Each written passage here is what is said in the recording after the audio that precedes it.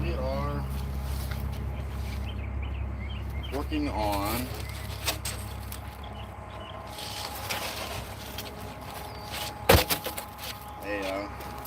sorry, I got my headphones going. Working on a big project in Gatlinburg, Tennessee. My company is based in Spearville, just right up the road. For a local mountain coaster. It's the biggest project I've ever taken on in my life. So right now I'm working on, it's going to turn into like a little wasp bee's nest.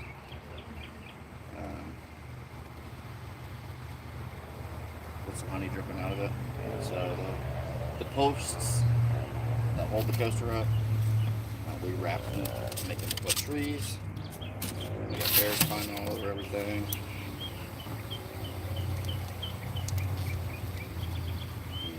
So just kind of created this little scene for them. So we use foam base.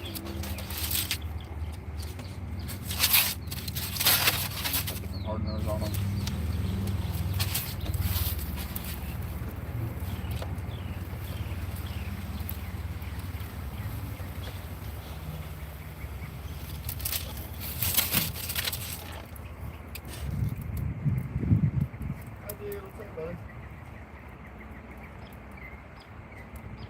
Yeah, we do pretty decent sometimes. I hop on here pretty randomly.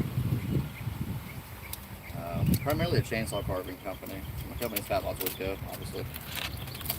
So, primarily do wood carvings. I'm working on 18 different projects at the same time. This one, I don't usually work on Sundays. We have a very hard deadline for Wednesday. I got a lot left to do, so just sitting there. I need it done, which we will. Two of the trees, one's like 20 foot tall, one's like 18 foot tall, so it's been, the other one's like 14, 8 foot, 16 foot, so. And, pretty challenging, because I'm not good on a ladder.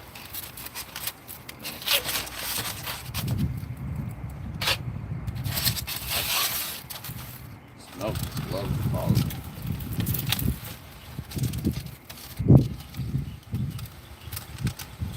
I'll show you another little project. I'll grab it real quick. Let me move inside. Looks like it's about to rain here in a minute. Right there. Nice. What are you working on?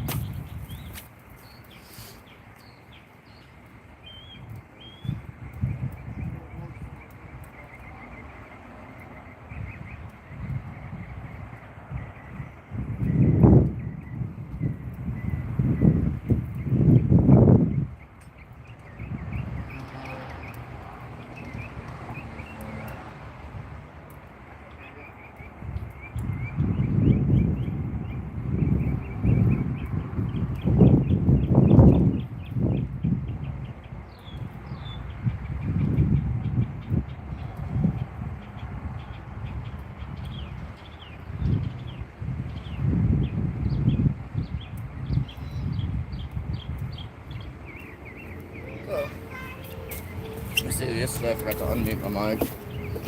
Are we on? Is the mic on?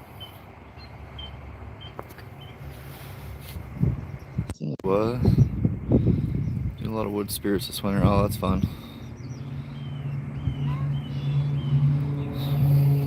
Is the mic working, Matthew?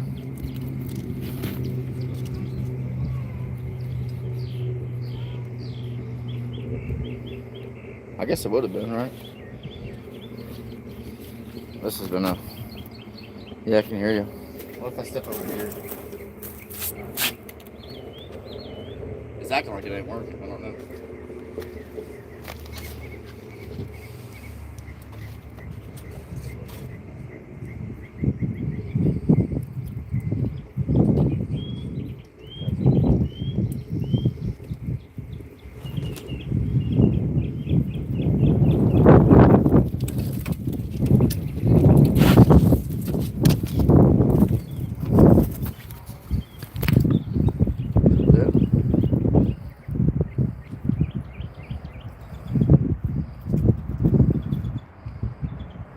Oh, yeah. Well, that's fun.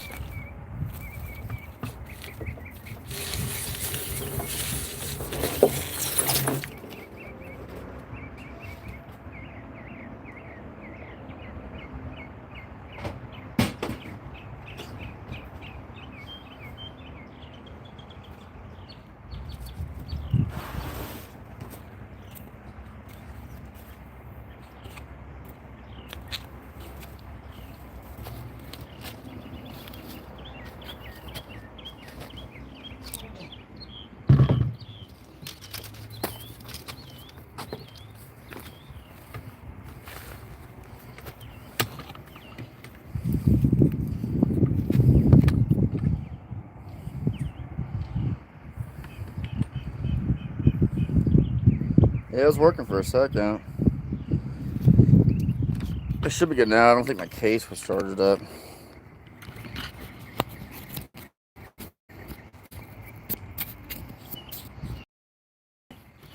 You know, I'm never prepared for these things. Should be good now.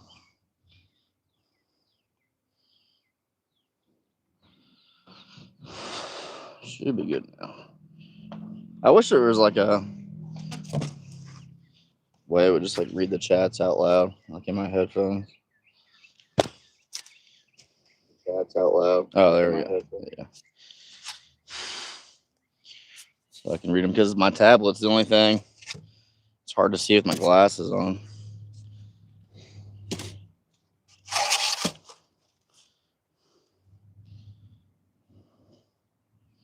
Because they're like polarized, I guess. Semi-polarized.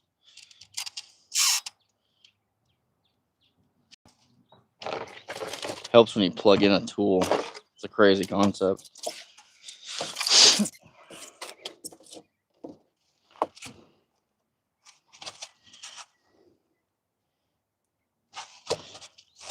We got some snow coming Tuesday. It's 80 degrees today. Yeah, nice little cold front coming in.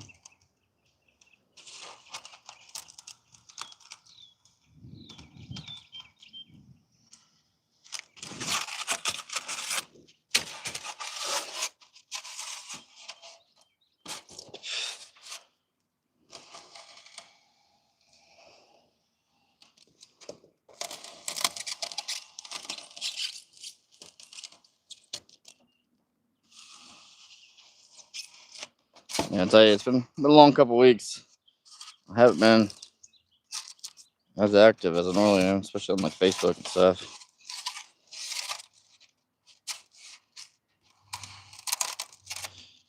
And it's been hyper focused trying to get this stuff done.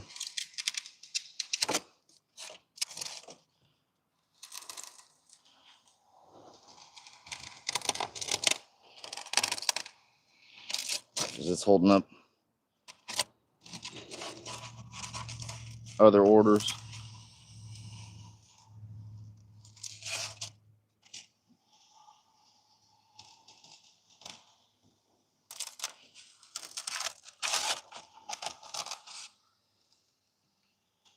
Isn't it crazy, Matthew, that was that a couple of years ago? We're talking about doing that treehouse project with styrofoam, and here we are doing like all kinds of stuff now.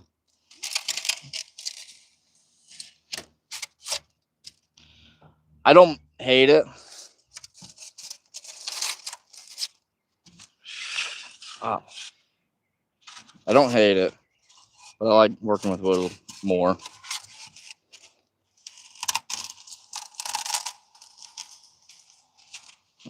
I don't know why this smoke loves to just follow me.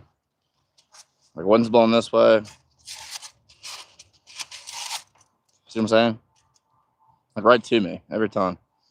So get out of here.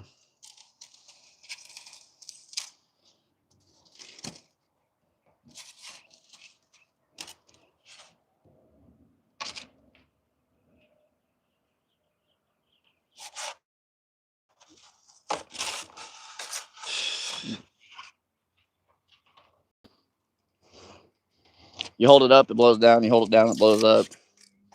Hold it left, it goes right. Yeah, I sent you a few pics or whatever. Oh, did you? Okay. Yeah, I'll get on there tonight. I haven't, dude. I haven't even answered like the shop phone. It's terrible for business, but I got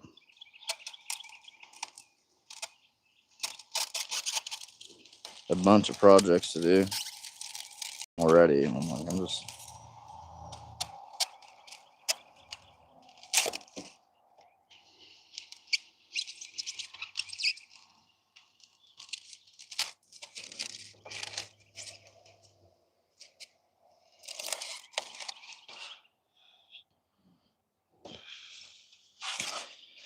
Which I am grateful for.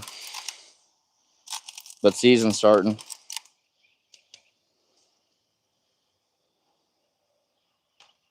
So, like, the shop's been picking up.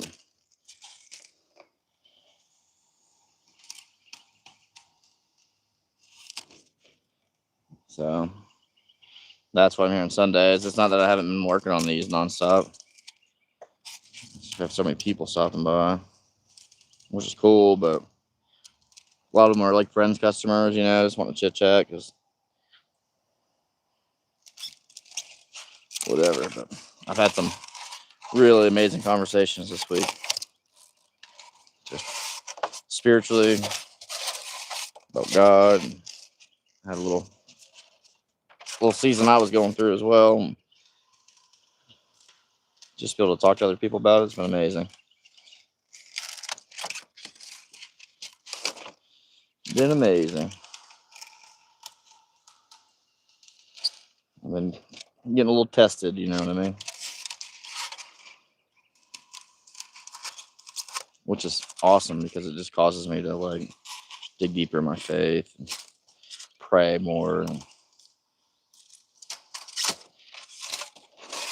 have like real prayers,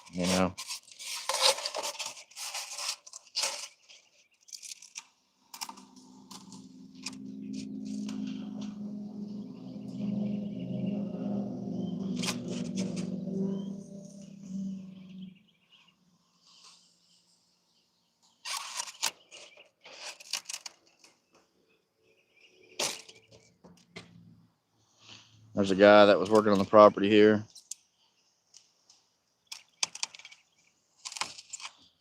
That was on a path.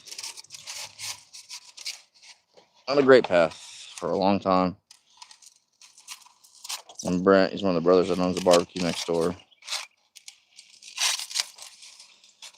Kept giving him chance after chance after chance. Which at the time, I was like, man, why are you doing that? You know? The guy stole from us. Like,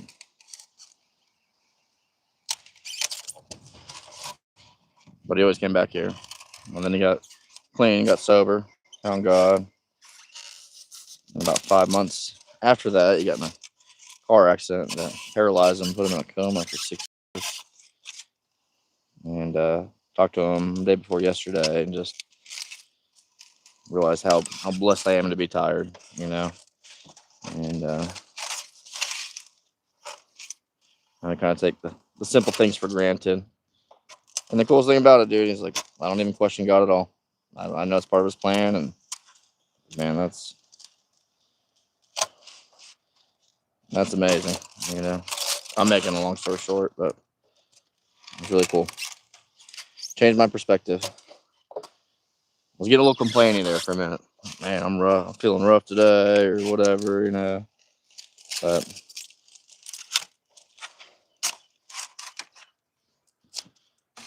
it's a blessing.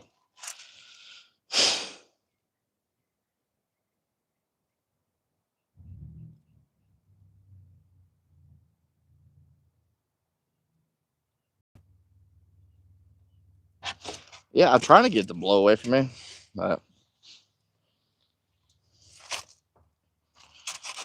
the wind keeps changing.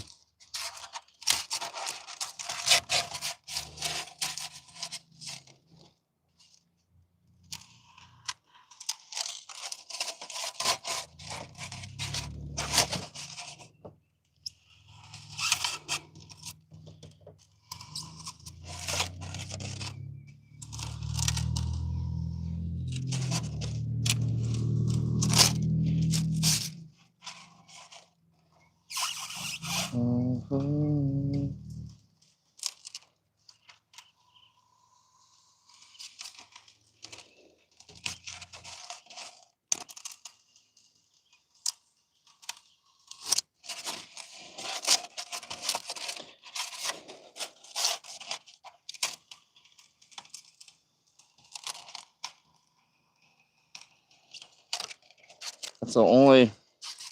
I guess stuff's nasty.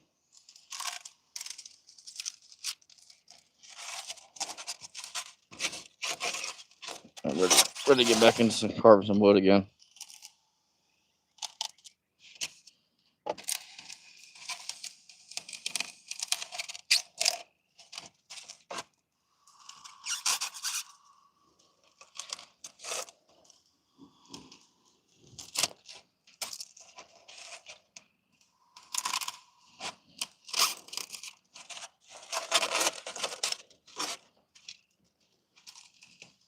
Them trees have been kicking my butt, dude.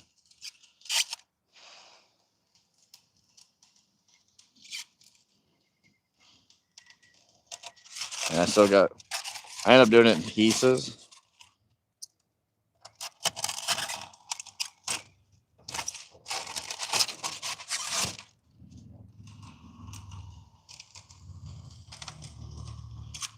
So I got 2 more pieces to do. That's the hardest one. It's the tallest one. I'm trying to figure out how I'm gonna get up there to do them. And it's like 18 feet. I got the scaffolding that I think I'm gonna try to bring tomorrow. Their 4-year anniversary is Wednesday, so I'm gonna get it done by then. I think it's good enough.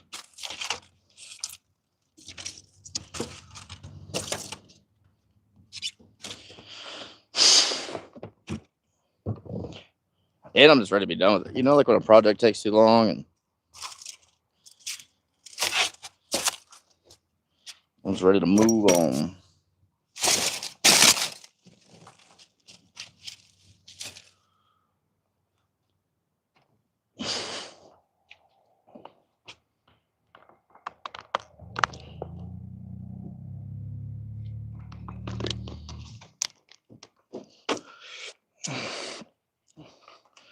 I was gonna take this little horse brush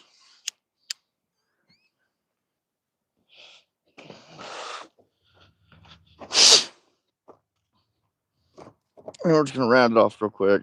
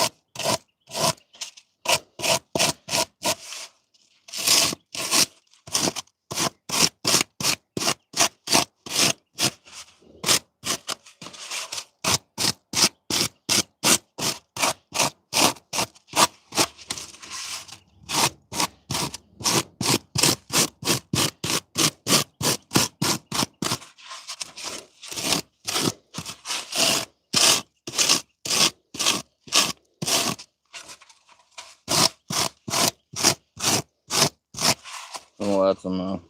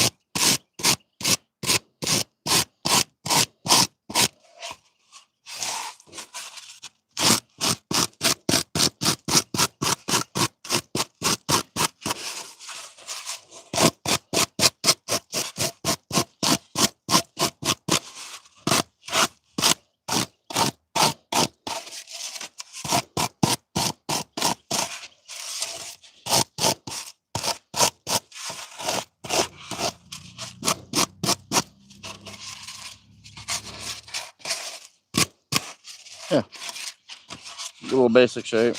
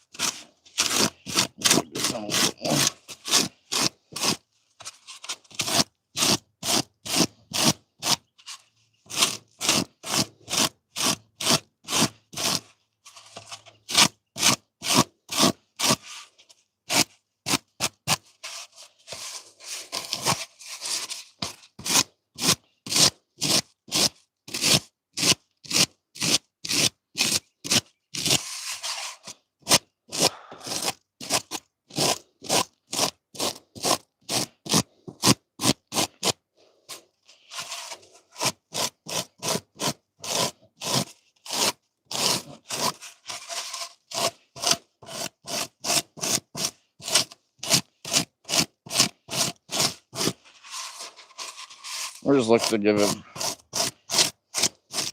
some random lines. Just like a little swirly. Like ice cream.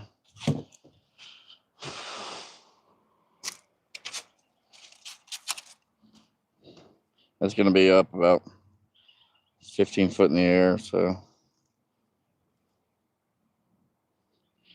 ain't stressing too much about it.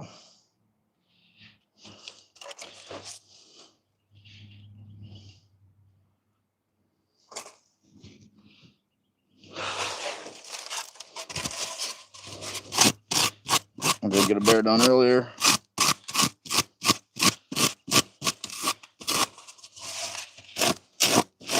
Climbing bear. Got some scrap pieces I'm using up.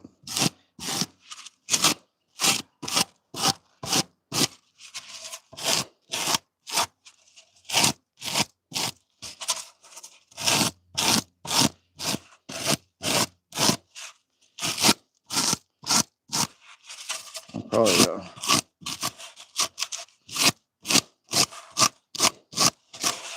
little piece of wood at the top.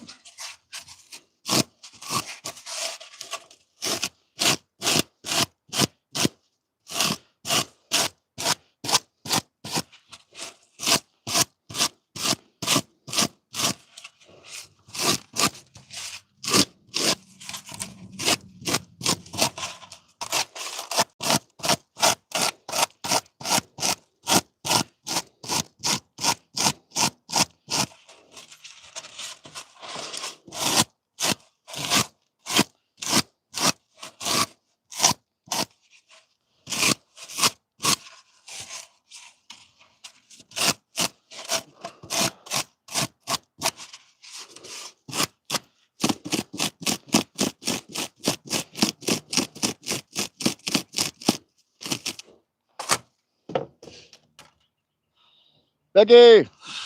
What's happening?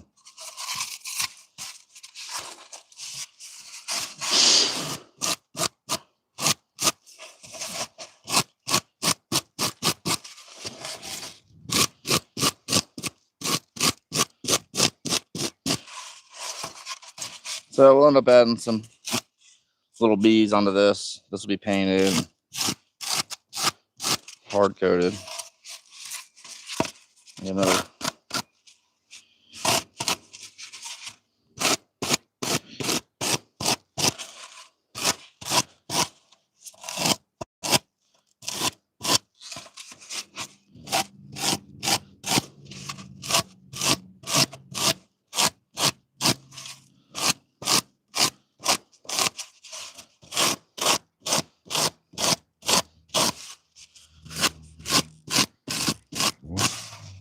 Boom. Let's see. I'll grab this little rasp and some sandpaper. Kind of smooth it out a little bit, and we'll get on to the next one. I'll show you the bear I did a minute ago. I still got to detail it, but I got it roughed out. A little cub. We'll be climbing up one of the trees.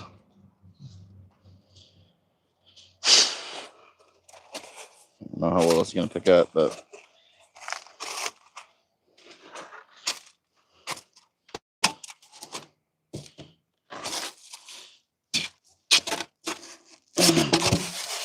okay. So if this is the tree, I'm going to climb up it like this.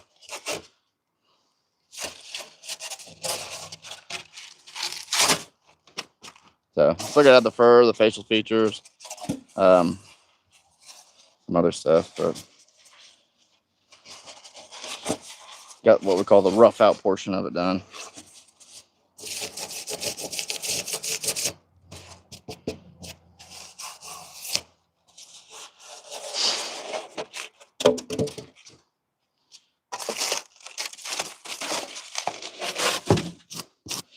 Let's take this brush.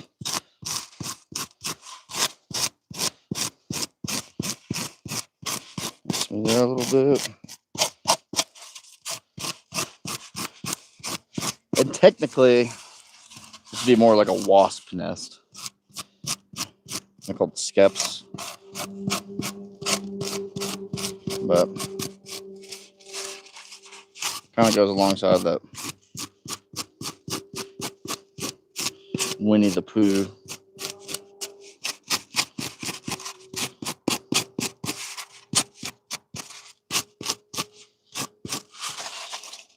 And then I learned a little trick.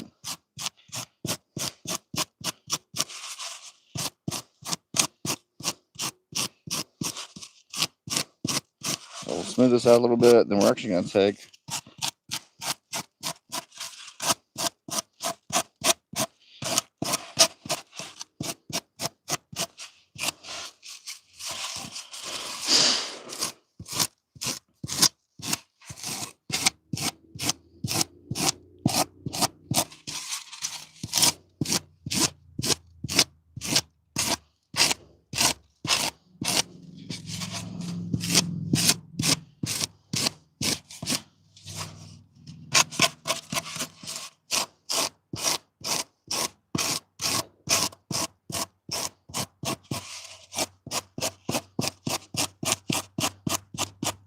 a little torch.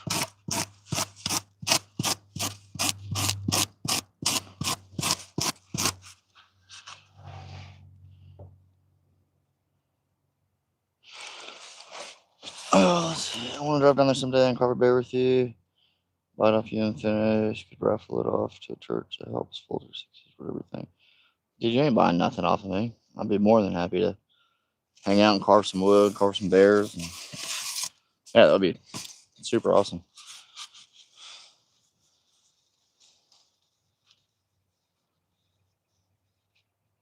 Yeah, we could spend a day, 2 days, whatever. We'll carve some bears, and I'll just show you like some things that I've learned over the years and take with it what you want. And, yeah, I ain't gonna buy nothing off me, dude. I ain't worried about that. Let me grab my torch real quick because I've been doing this on the trees. That'd be awesome, by the way. Not to just blow that over, but yeah, I'd be honored, man.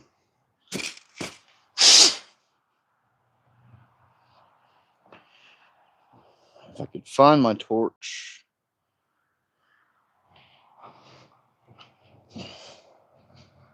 Just if you get close to that point or whatever, just throw some dates at me and let me know what you're thinking, and I'll make sure that I'm here, obviously. So is it gonna work good or not? Let's find out. I'm sure the camera's not picking up any of it.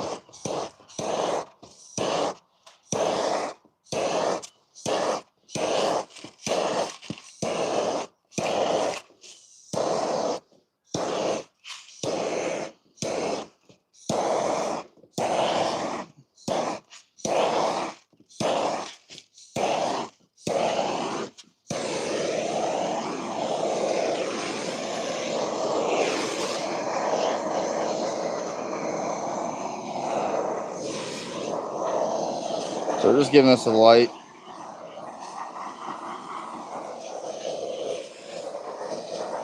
burn, just to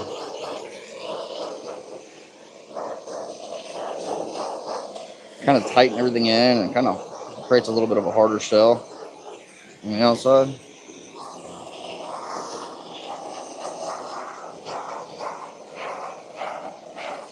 I learned this from some rockscape guys.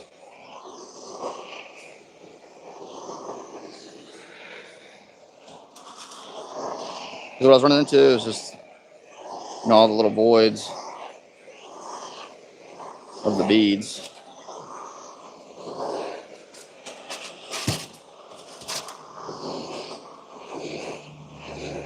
So this kind of sucks it all in. And still have the voids, but at least there's a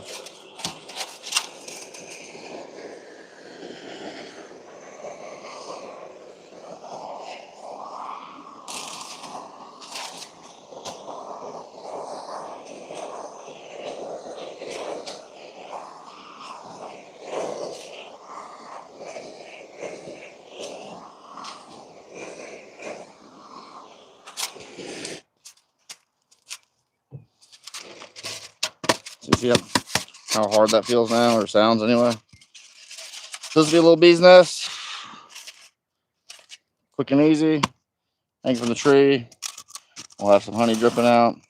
Underneath it, we'll have some bears grabbing for honey.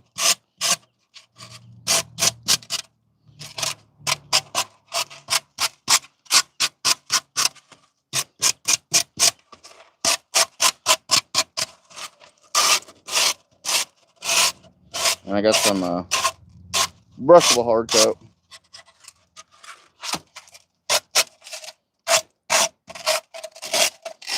So if we're trying to spray this, we're gonna use that hopefully. I don't know how much it is. So one bear, one bee's nest.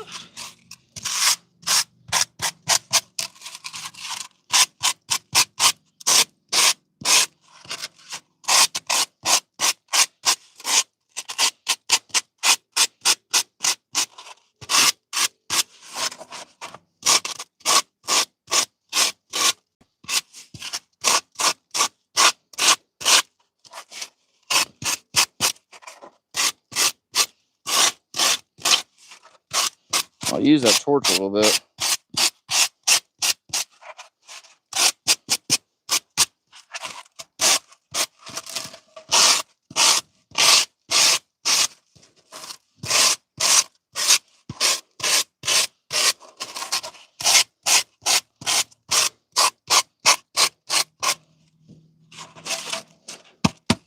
Boom.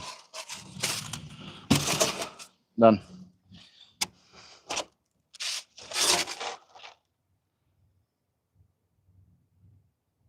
Oh, dude. You bring your bike down, man, you'd have the best time of your life around here. The best roads. I've rode all up down East Coast. I'm sure there's some beautiful places out west that I've seen on pictures, but just these back roads around here, dude, are so beautiful. Beautiful.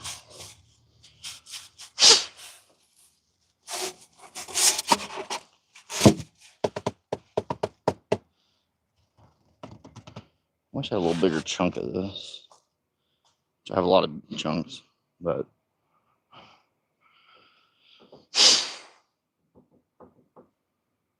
try not to have to cut big block off anything. Cool thing is I got some extra material here to do some stuff around the shop as well.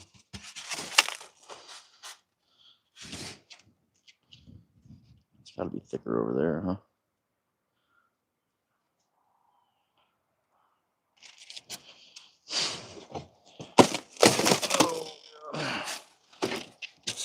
So I'll have a big, I'm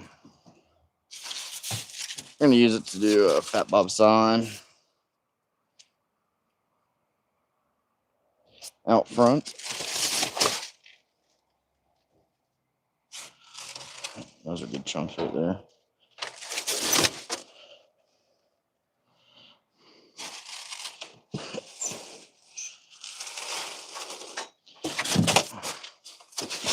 Oh, there we go.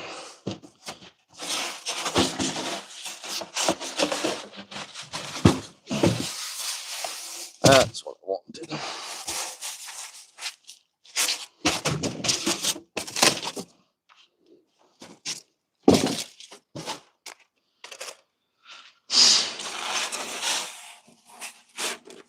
That bigger? Yeah.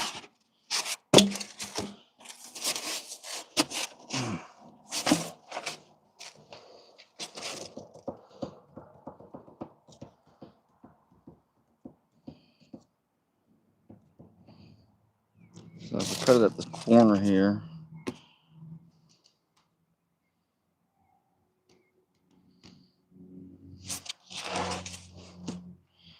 it's going to leave my wider.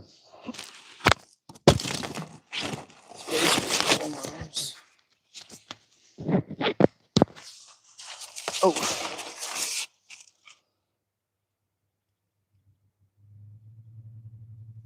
You were telling me about that. Because you've been here before, right? I don't know. I just had a big brain fart. Are you thinking? Because didn't you ride that road? Or I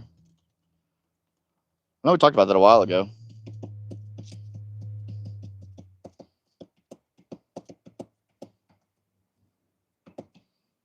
You'll see something crazy, dude.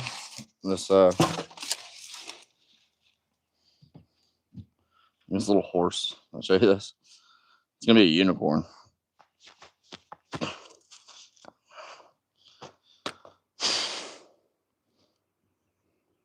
I haven't done anything as small in a long time.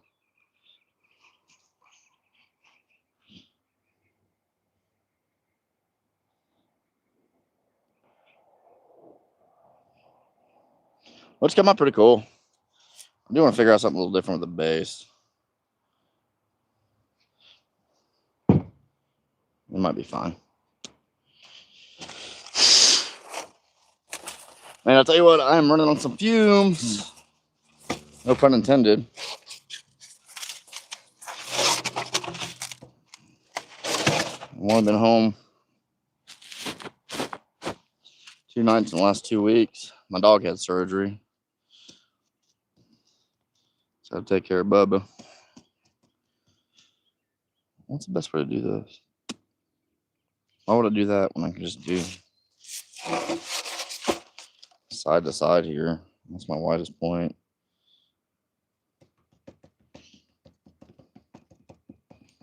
Yeah. Silly not to do that.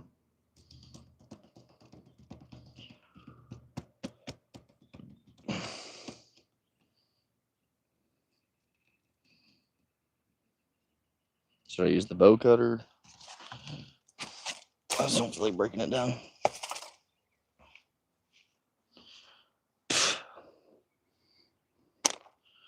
There's a Diet Coke around here somewhere. Oh yeah.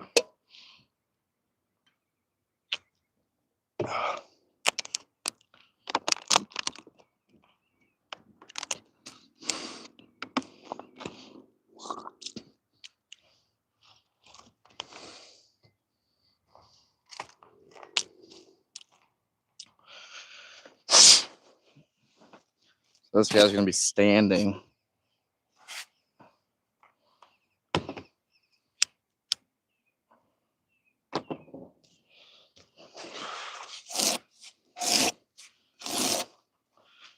Yeah.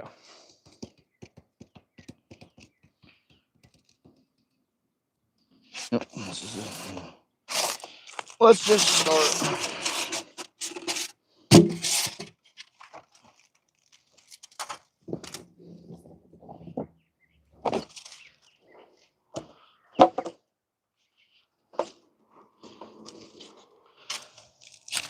Oh.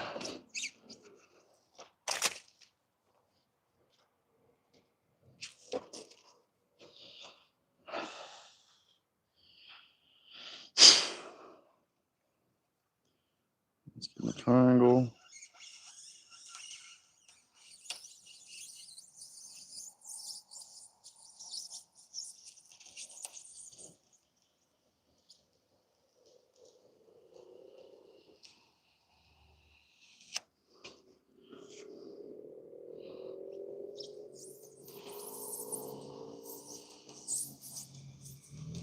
What kind of bike do you have?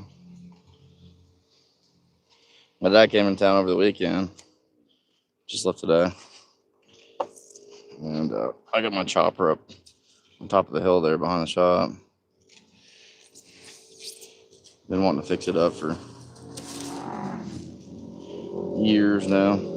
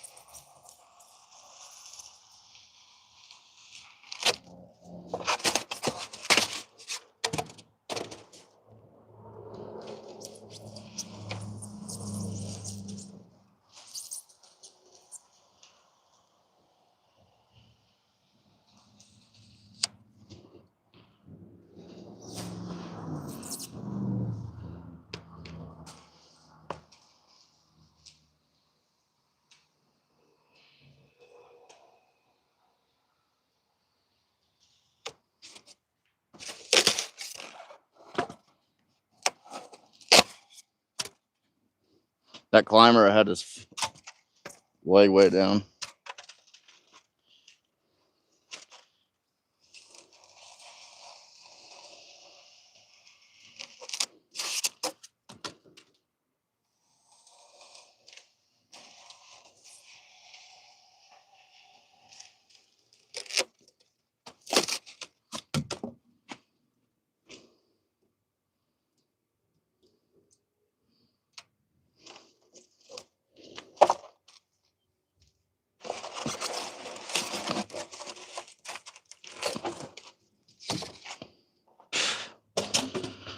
I'm gonna do this. I'm gonna get a fan.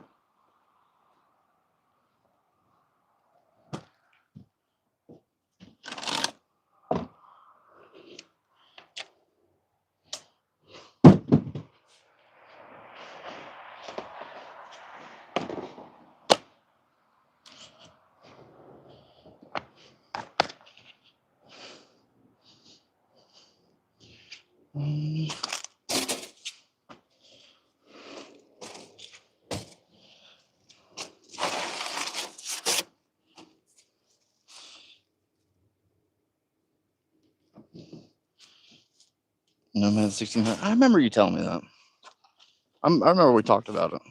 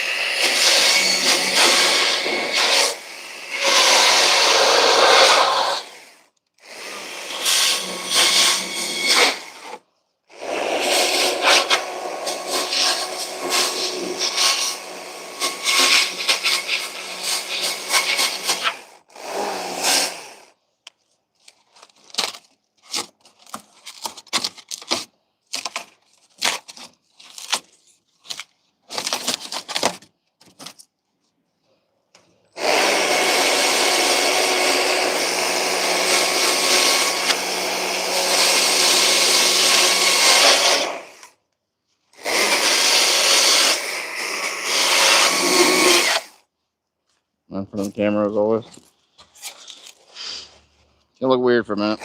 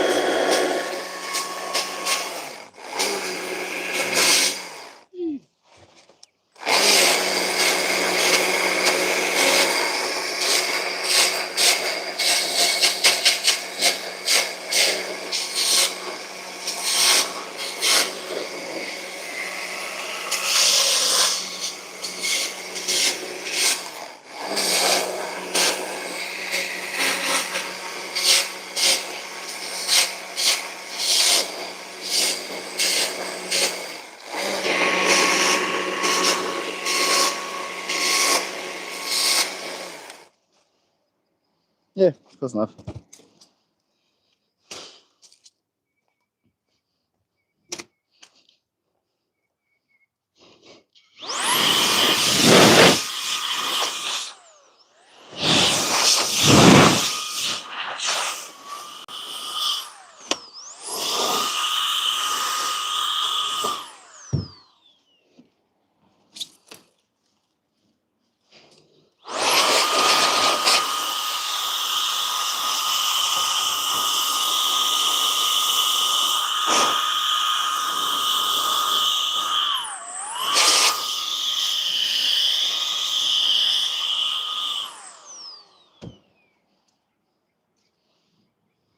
I have to use the chain. I'm not even in the camera.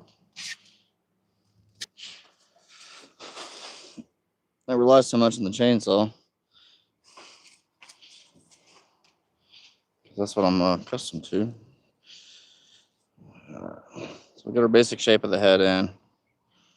We're just going to use this to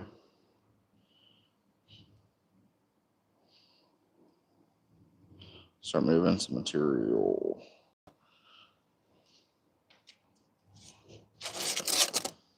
We'll cut the ears in.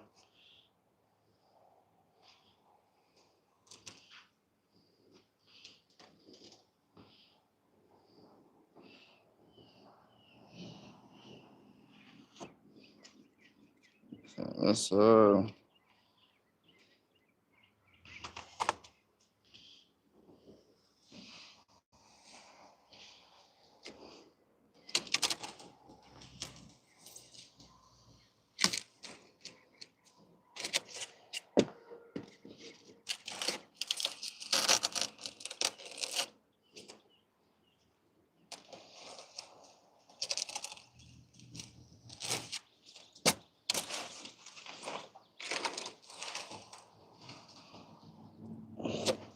I could use a smaller block there.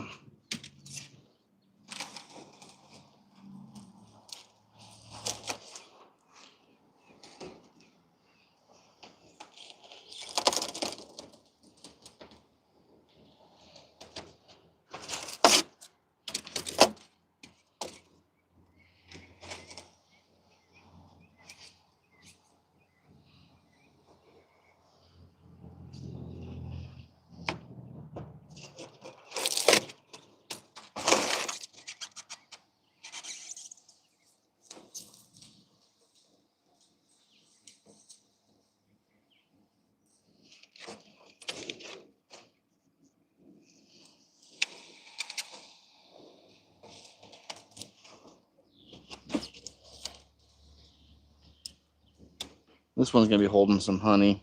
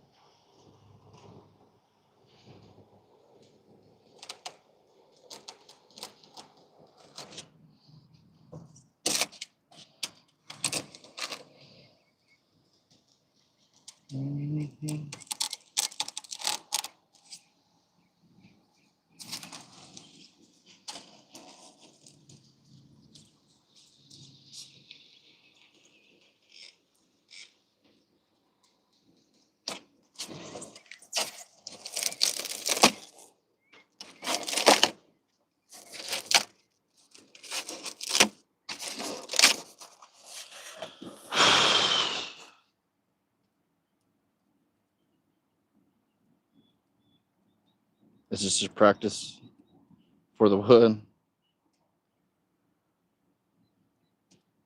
I got a fan blowing them away from me.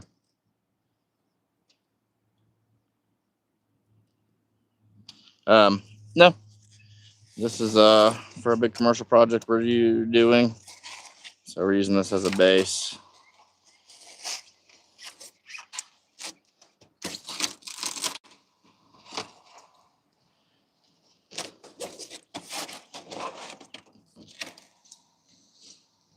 I'm ready to get back into carving some wood though.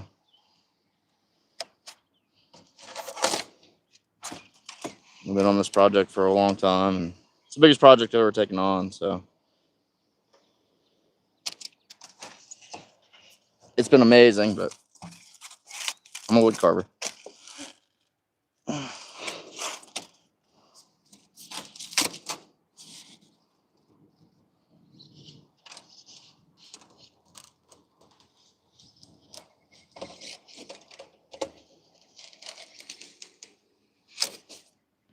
Although it is cool in its own way.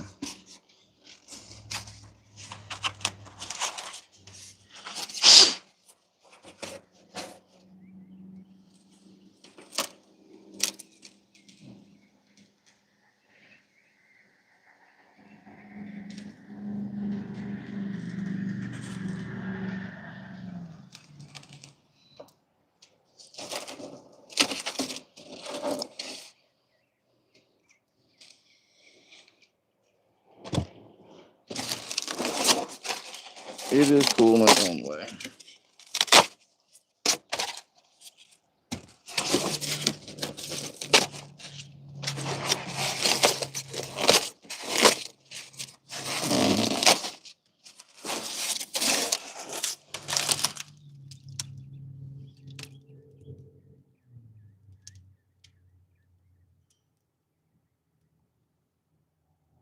I appreciate that. No, so I own Fatbobs Wood Co. It's my company, based in Sevierville, Tennessee, next to Gatlinburg and Pigeon Forge.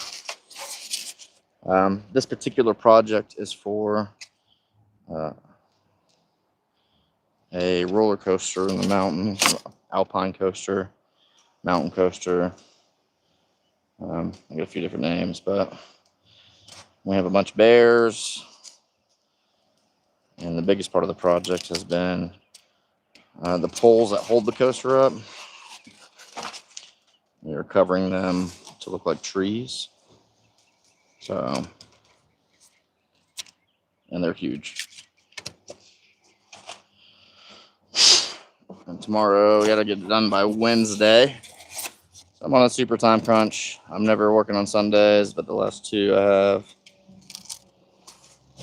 because this project has taken too long. But we had some weather.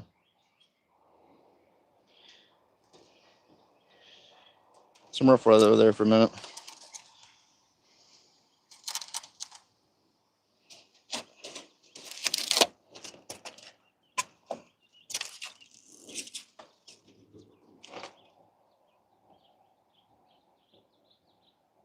Yeah, I'll show you. I'll grab my little paper.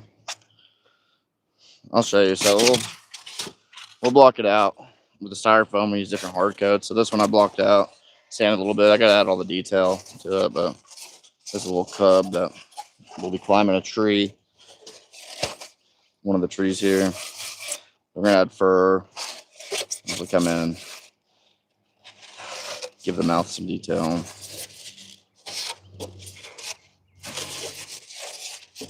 Yeah. There's that. I'll grab that up. Our art proposal. And I'm trying to get this done before rain comes in tonight, so at least I can do some finishing work.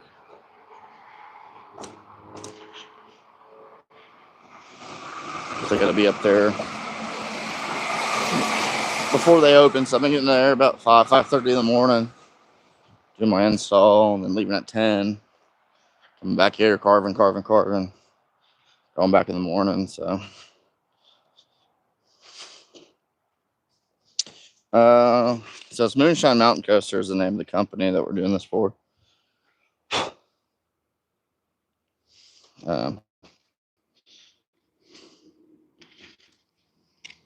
That's their little logo down here. Moonshine Mountain Coaster in Gatlinburg.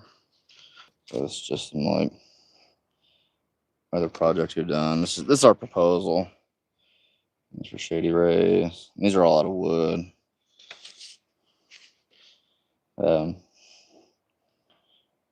So this one's up. They're all up minus like a few feet. The mama bear is there. The papaw bear is there. So this one I'm working on is going to be this little dude, and I just realized his arm's up, but that'll be okay. The bee's nest is up there. And yeah, there's just like some miscellaneous sketches. This is possibly the next project we're working on. They have another little area. So we're going to take my old international truck. I'm going to remove the barrels, but I'm going to do like a moonshine still and create a little scene there with a working waterfall. Hopefully. This one's there. And this is, I guess, this one. So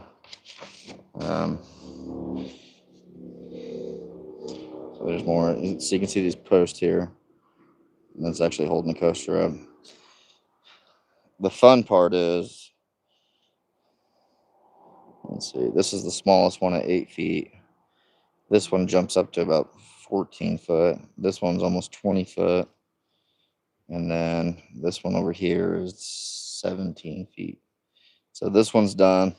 This is the only one that's on a level pad that I can work on. All this is in like a mulched area that has not been fun hiking up and down. So trying to work on.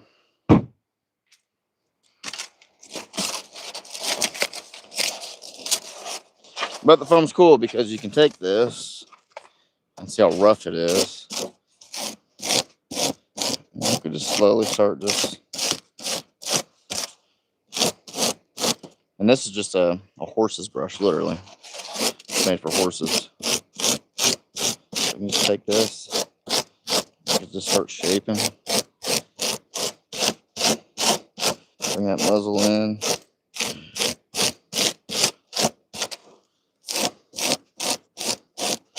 Just in here.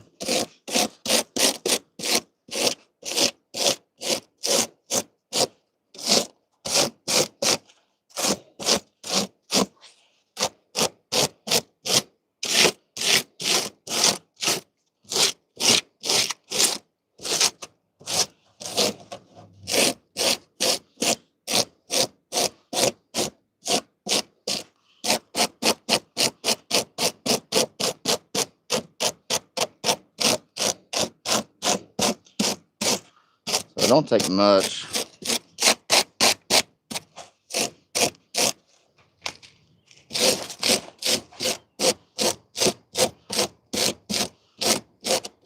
Just to get them shaped out.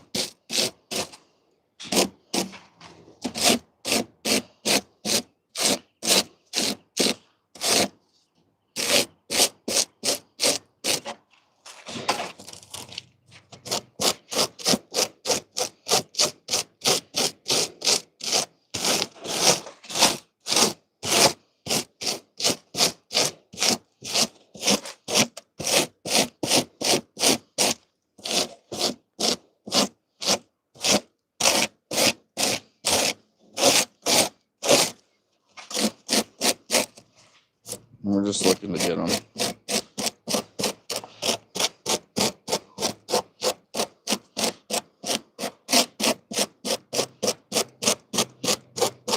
Real nice.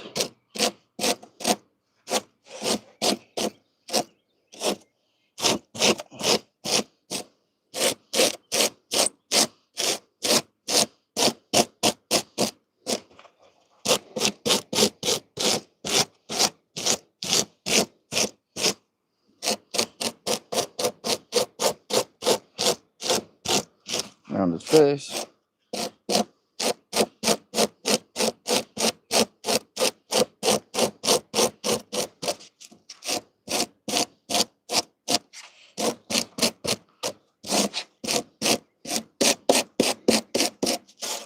gonna move the ears way back.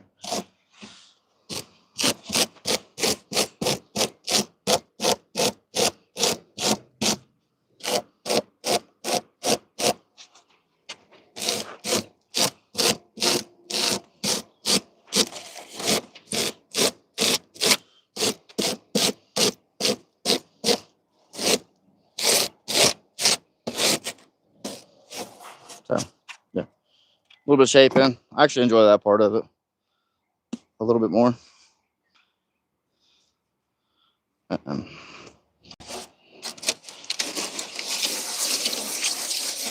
So we're gonna push these ears back, probably do here and here, just to give that head a nice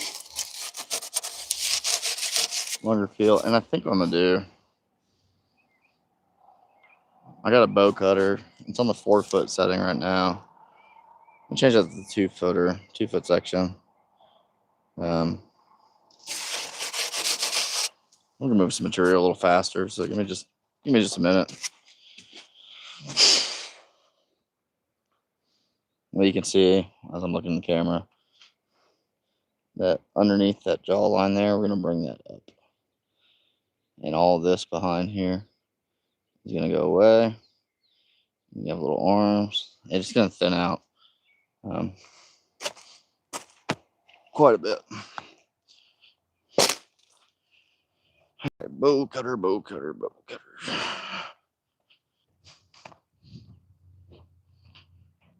Move this other one.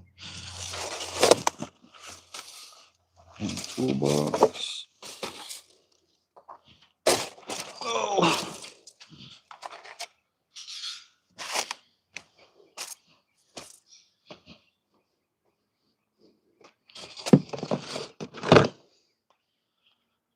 It's supposed to be a little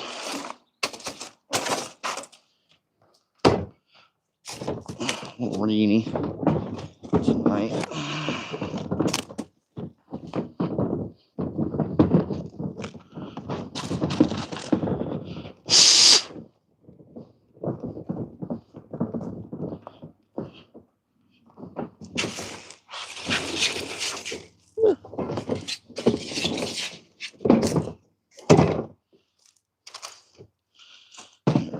That's good. That's a 4-footer. We need a 2-footer wire.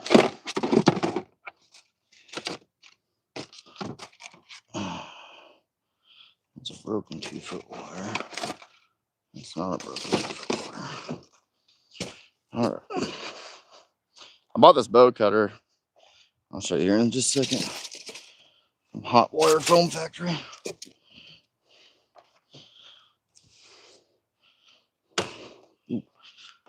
It's pretty decent.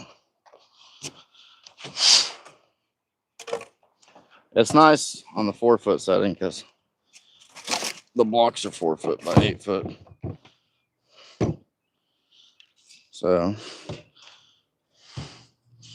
we need to shrink it down.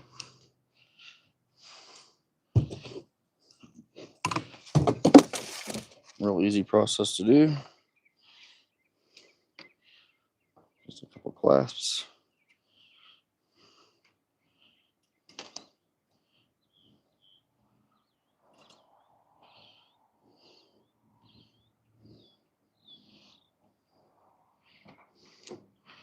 I'm just going to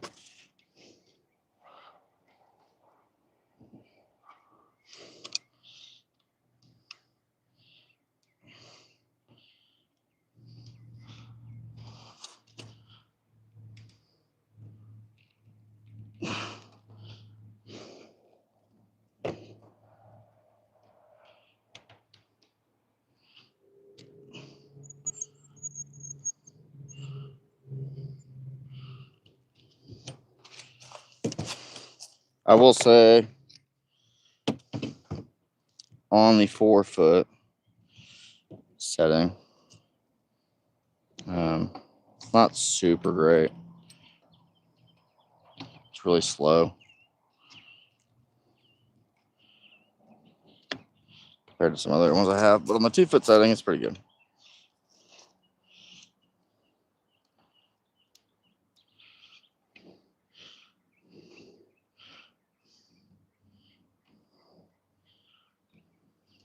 I'm gonna make my own here soon.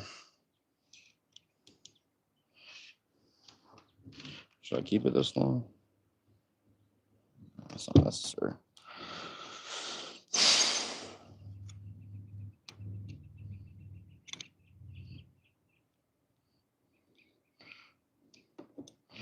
Not necessary. And it's just a few minutes.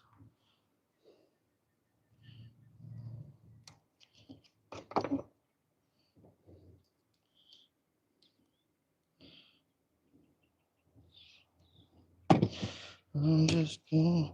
The one frustrating thing I don't like about it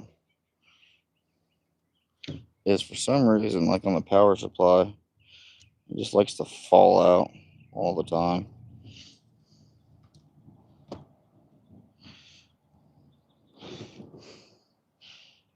And these wires, when they stretch out, are kind of annoying. But they all have something, so.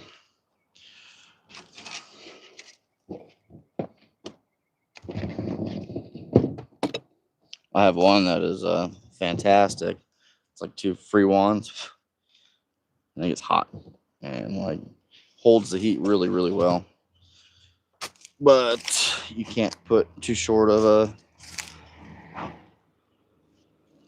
line on it because come to find out, it'll blow 19 fuses.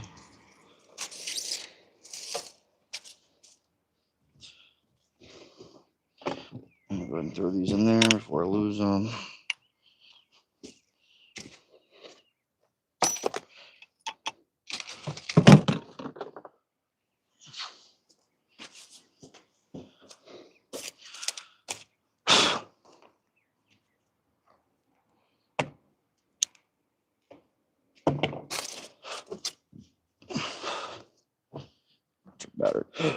What's your battery looking like?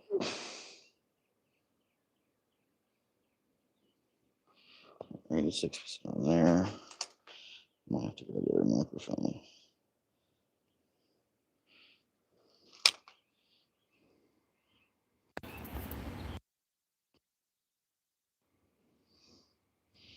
All right.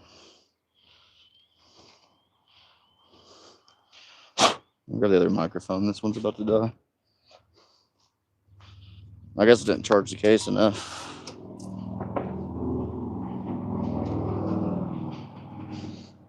Or it's been a while since I charged the case anyway.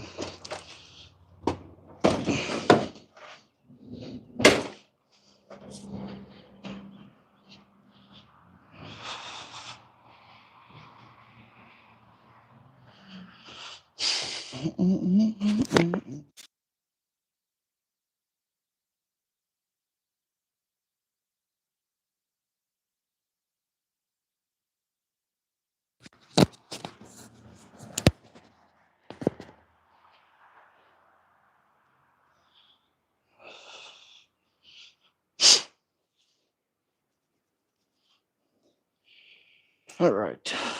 Do we have charge? Are we connected? 100%, 100%. We do. I'm gonna throw some music on and disappear from everybody for a minute.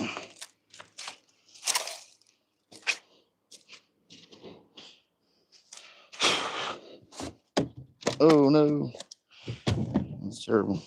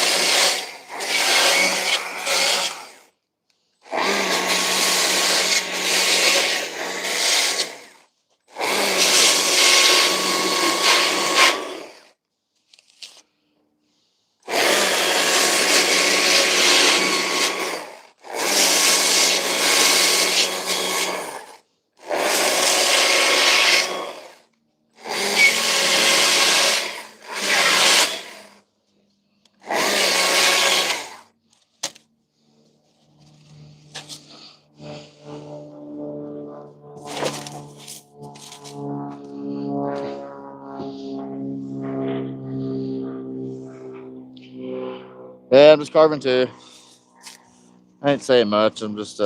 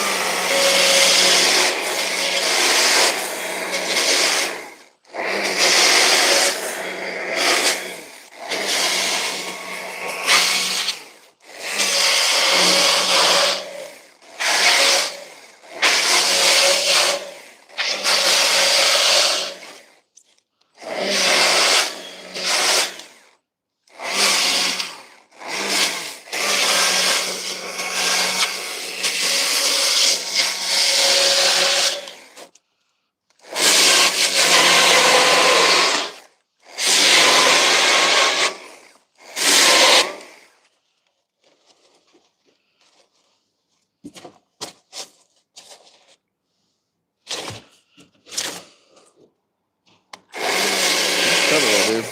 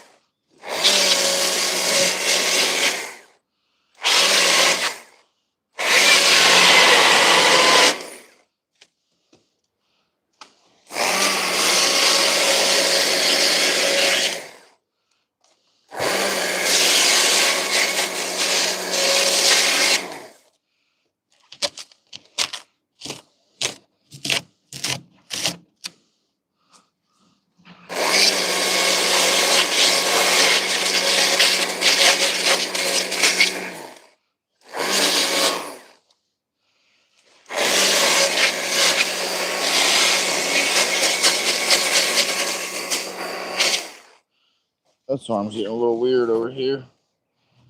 Check it out a little bit.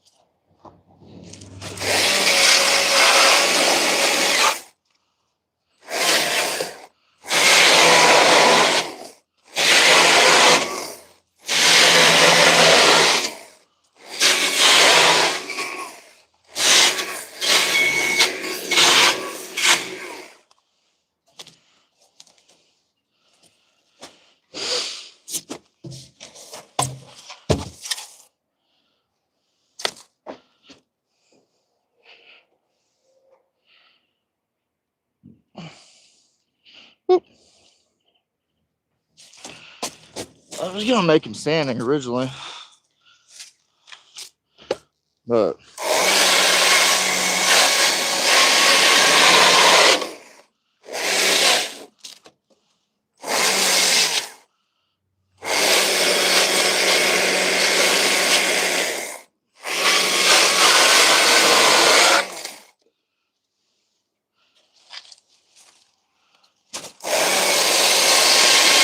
I'm gonna make him sit in.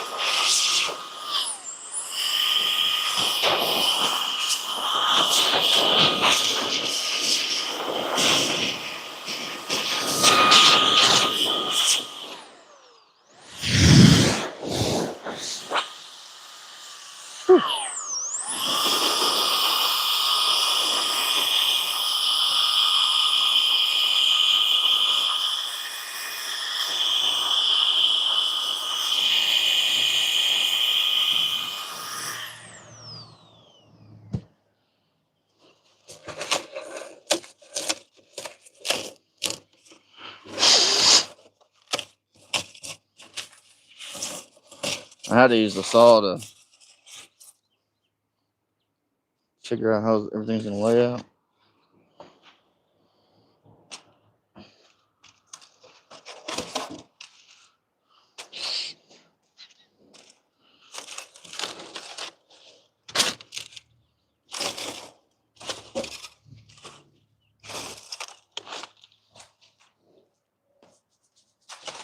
Now,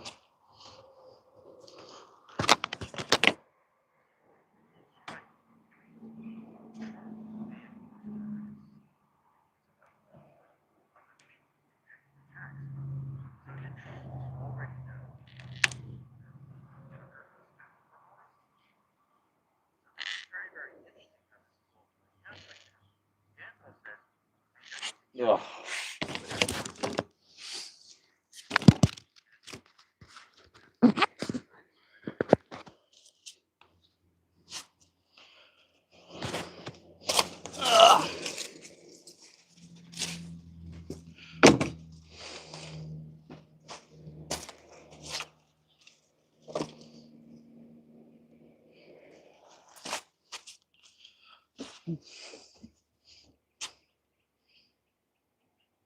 As your spirit face is coming along.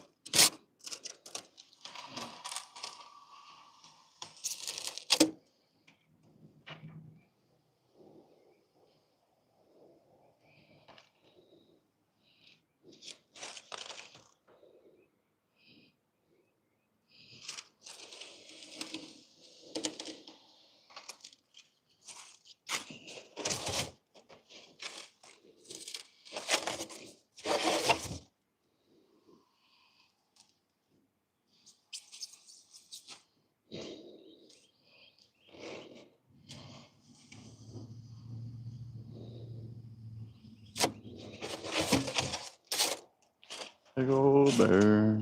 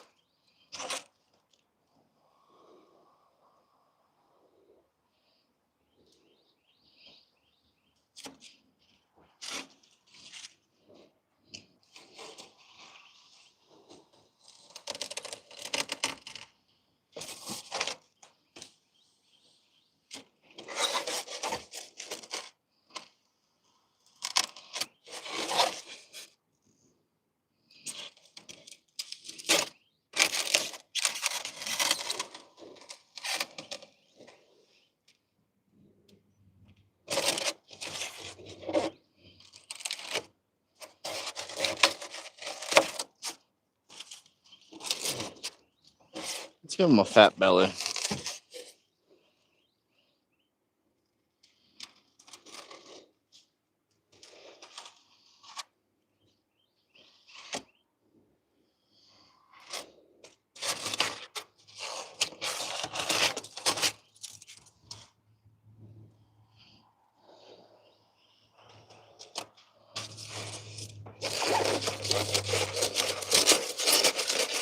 Oh, shit.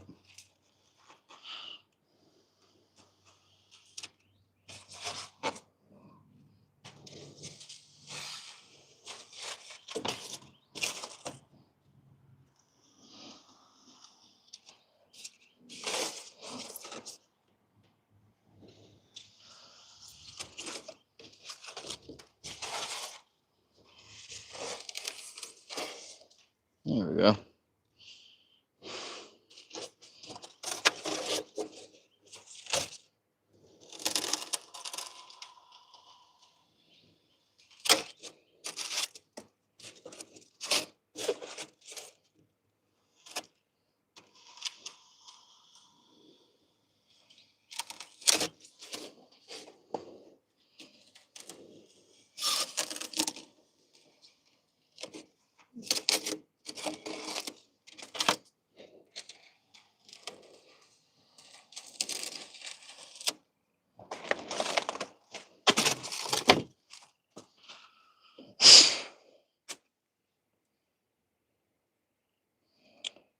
What is that tool? It is.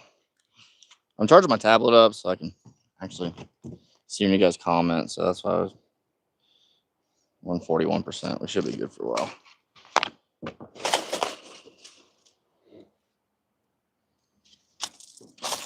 Should be good for a while. The tool that I was using is a hot knife. So exactly what it sounds like. It's a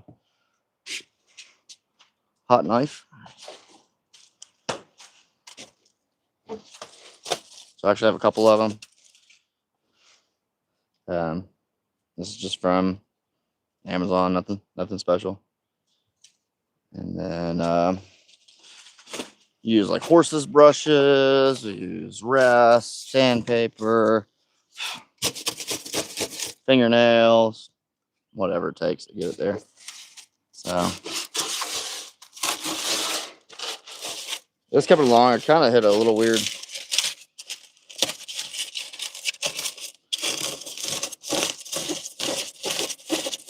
Sometimes it's hard to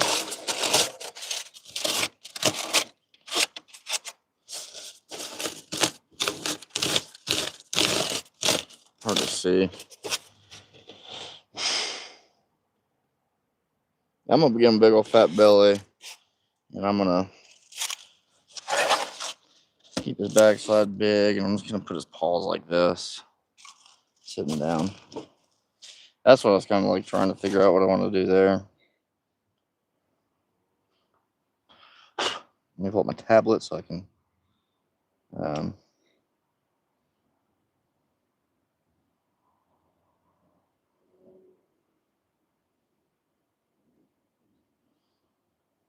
Cool. Have I ever been to the Rendezvous in Ridgeway? No, I haven't. I'd like to go one day. I wouldn't go for the competition. I would go just to like hang out with the carvers. I don't know. I've never really done like competition carves, and not that I don't appreciate it. I don't have a good answer for either. I always felt like it took away from the art. Like in my younger career of carving, like I enjoyed carving. I didn't want to turn it into like a competition or a business at that time. So I'd love to go. There's so many talented people over there. It's awesome. I watch all the highlights. What's her name? Chainsaw Jenna. She had some stuff from Ridgeway. Is it Mirthful Creations? I think she had some stuff from there. I was watching a lot of Jeff Moore stuff for a little bit. I watch carvers, because we're all different. It'd be cool. It'd be a cool experience to go at least once. Let's turn his feet in here.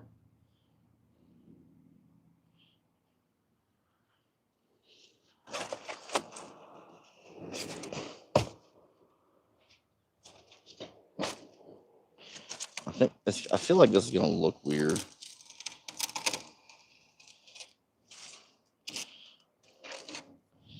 But we'll find out.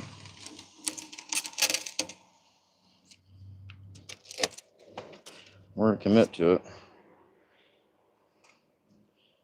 It's not a great angle there.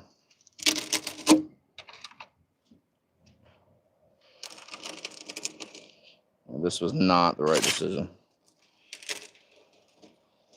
for these feet.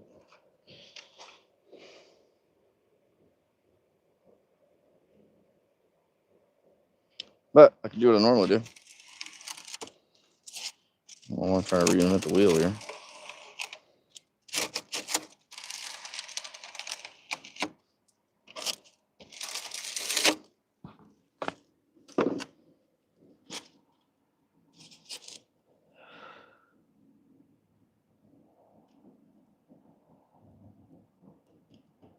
Yeah, I could see that.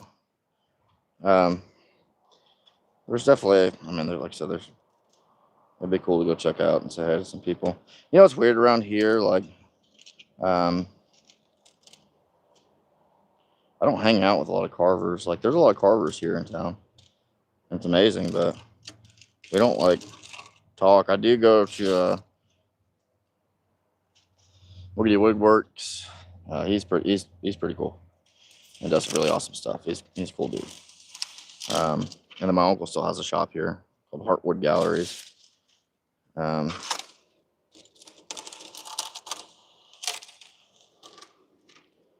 sometimes I feel like, and it's honestly like, man, the old carving days, and I'm talking 15 years ago, nobody would talk to you if you're another carver. It's a lot different nowadays. So, back in the day, it was more like a old school tattoo studio kind of vibe. Like, nobody would show you anything. Carving was different back then too. It wasn't a mainstream thing at all. And then became very, very, very popular.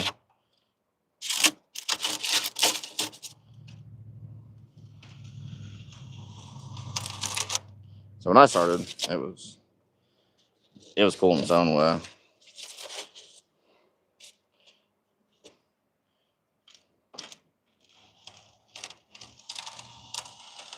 And I was fortunate to be surrounded some awesome artists and got to learn a lot. But the most growth I ever got in carving was just when I started my own thing. And I was actually thinking about this today. all the things I think about. There's just a different, like, I have a different understanding of carving than I did 6 months ago. So I can see how things are moving differently. Yeah,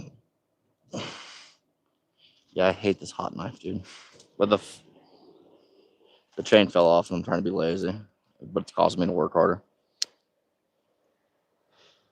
How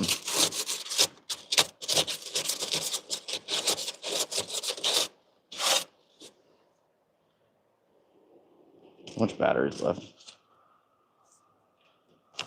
Well, the batteries in anyway. Let me go throw this in the charger real quick. I was saying, like, as a Ronin carving, I'm kind of seeing folds a little differently, muscles a little differently. It's kind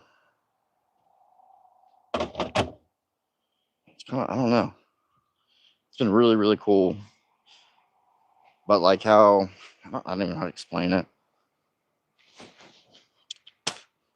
Hoppy Quick is one of my favorite wood carvers. And if you look at his pieces, you see a lot of them, like, a lot of people, I mean, we do a little fold here, right? This and that. But one thing he does really, really well is, like, he'll follow, like, if that arm is upright, the weight of the arm's underneath it. So he'll follow, like, that bone structure and just give it just such a subtle outline that it looks like it's all flab underneath. You know what I mean? You know, like the bat wings. And it's really cool, man. He's one I really look up to.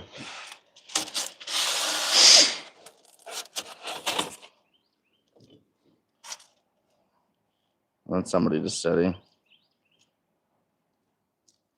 Now, that's my favorite thing in carving. Like, there's no wrong way. It's just we're all different. And it's cool. Sometimes I wish, like, I can't do simple carvings anymore.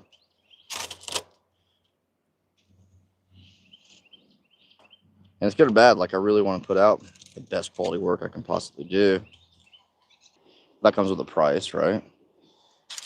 And so that's not necessarily everybody's budget. And so we do have a business and families to feed at the same time. So it's like I have to learn how to balance that out a little bit. Where not every piece has to be or can be just incredible. I don't want to say incredible. That's not the right word I'm looking for, but not every piece is going to be the... Man, you're a chubby dude, ain't you? We're going to keep you chubby.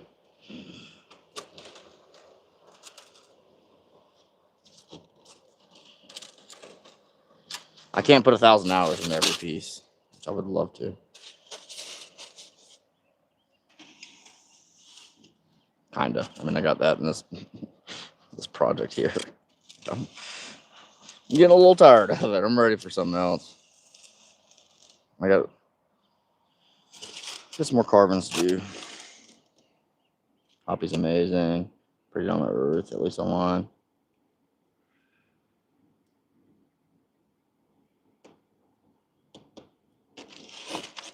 Oh, what does that say? Never use a welder brush, or ever, I think is probably what you said, for smooth edges. Like on the foam itself. I know what you're talking about. I have a couple of them laying around here. I use horse brushes, but this all get furred. And I'm gonna try something different. I'm gonna try like the same process I did with these trees that I've been working on. This brush. Now, Hoppy and I have a mutual customer that is probably the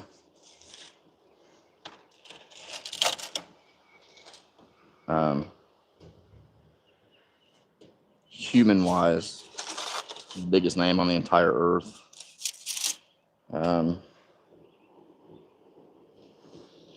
And so I got to talk to him because during that, they asked if I could freshen up one of his pieces. And so, out of respect, I said, just ask him, make sure it's okay, you know. And I think I tried to tell the story a couple times, but we talked for like an hour. It was just super down to earth dude.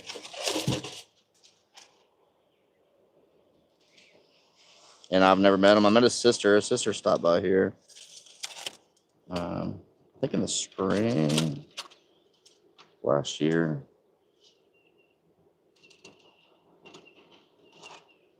So she was really nice.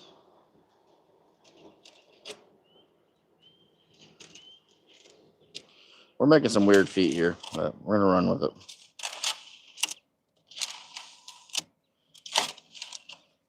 Because we don't have a choice.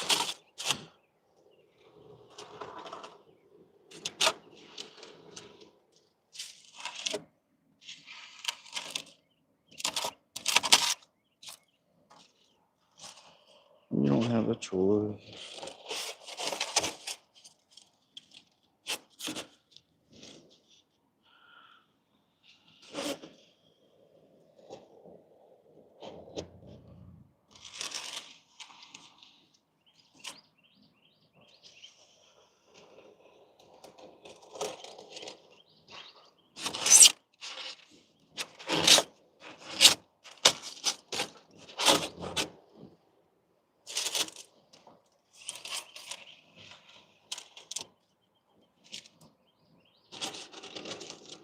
See if I can get just the rough shape out. I'll use that horse brush. Ooh.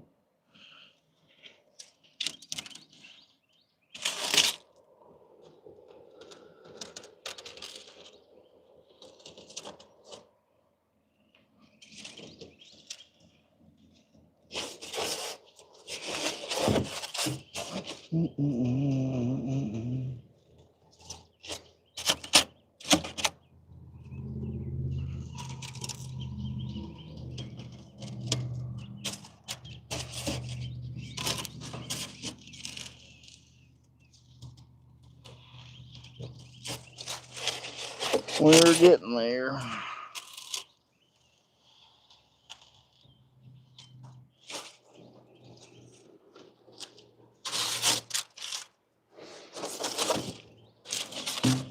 Oh yeah, he's tubby. All right, me too.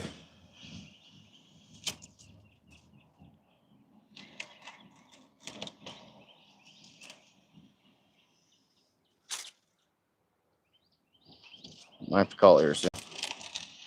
I think I felt a raindrop falling on my head.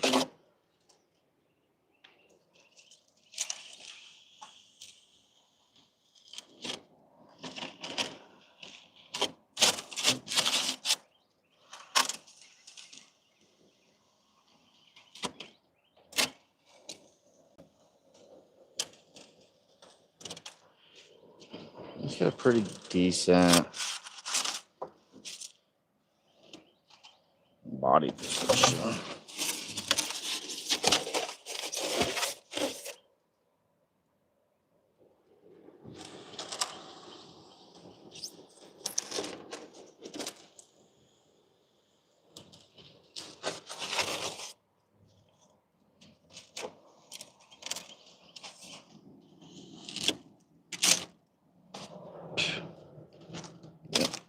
I'm done with that thing.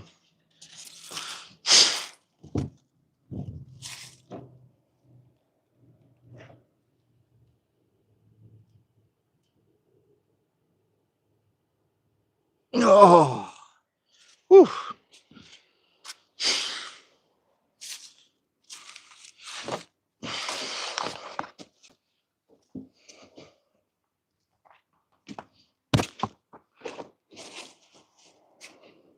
We might bust it out here again in a minute.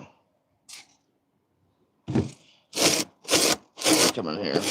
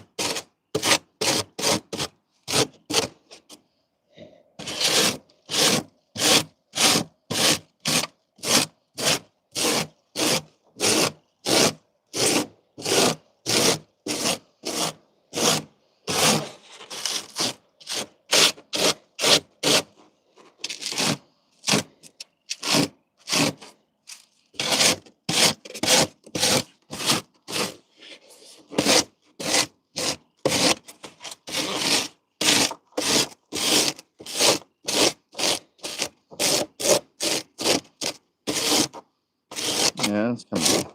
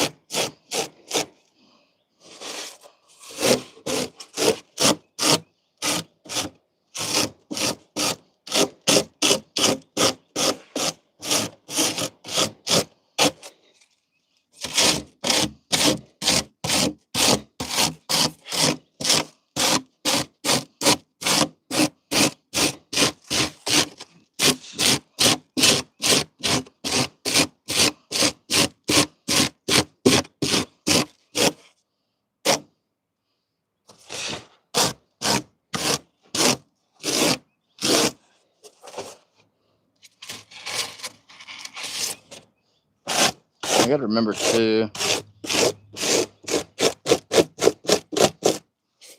that, like, normally I would cut this out behind the paw here. But with a foam, you don't want as many pieces like hanging out by themselves. So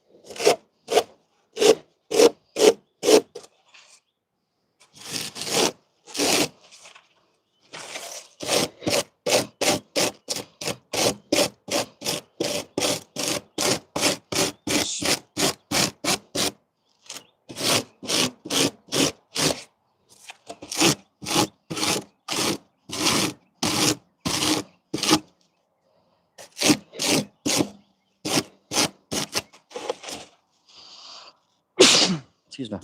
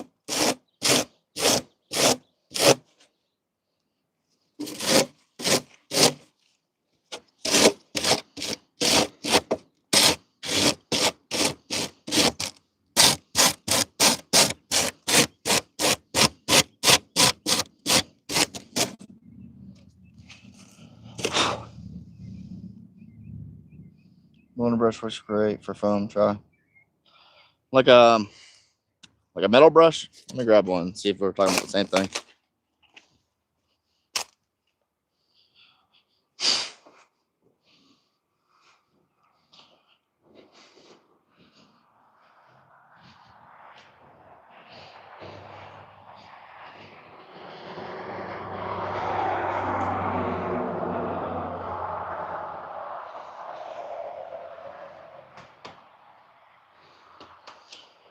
I thought I had one. Where did it go?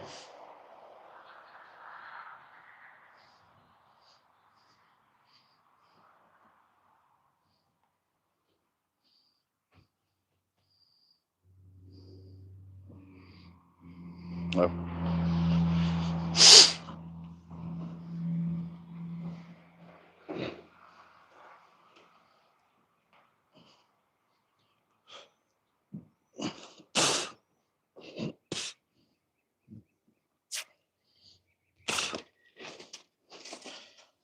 Like a metal brush like this?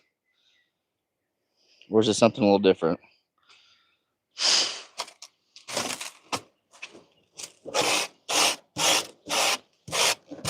Because this is one, this is a, okay.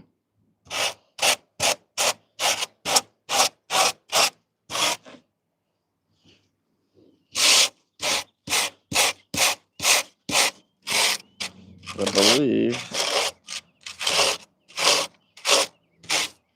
it's a welding brush from Harbor Freight.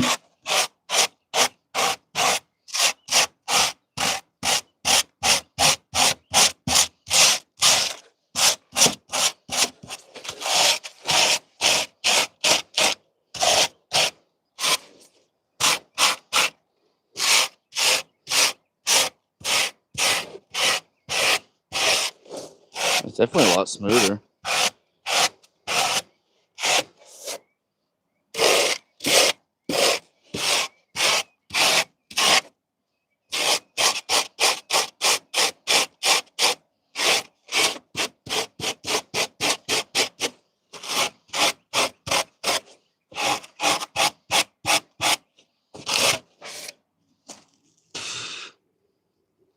If this is what you're talking about, this is fantastic, and thank you for telling me about that.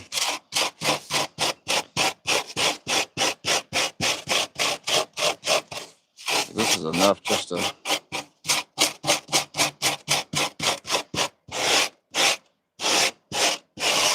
put a happy medium between that and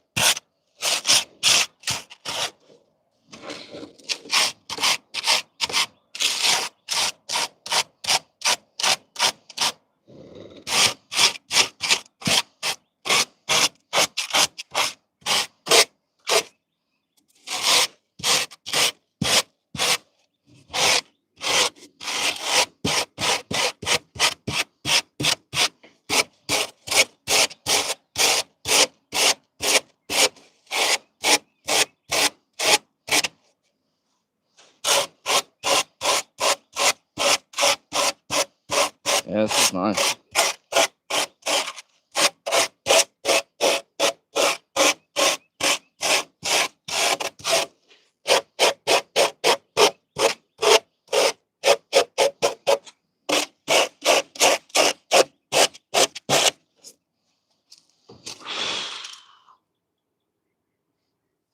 Thanks, dude.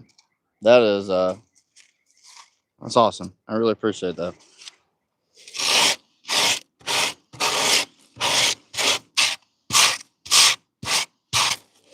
I feel like we can. It's kind of like with carving wood, right? I have different tools that are finer, finer, finer. We start with the chainsaw, to grinders, to And this is nice because it's like you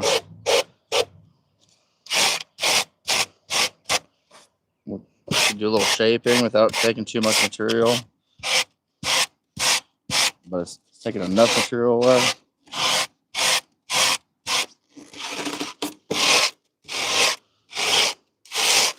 And then those little crevices there.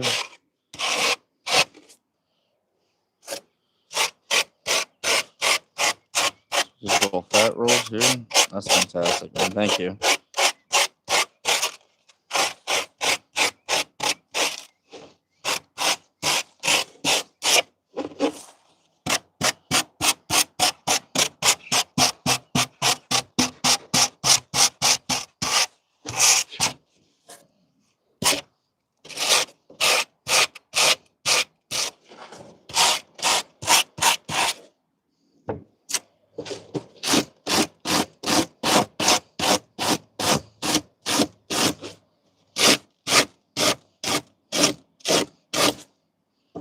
Yeah, this is cool.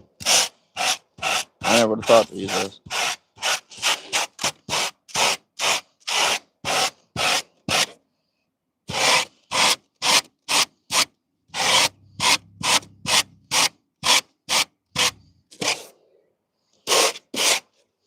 This arm, I gotta stretch out as much as I can.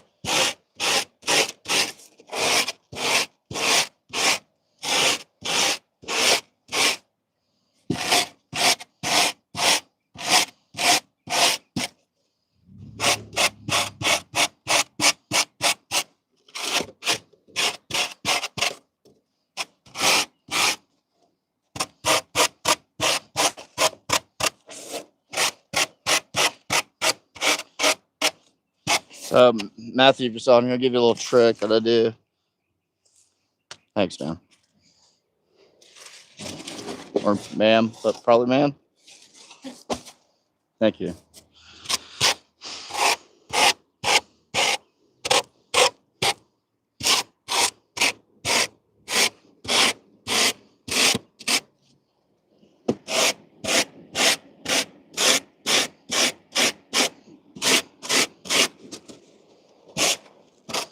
Yeah, dude. Oh.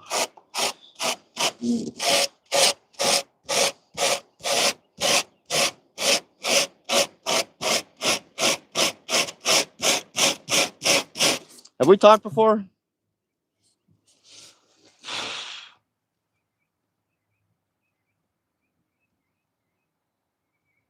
Melvin. Is it Melvin?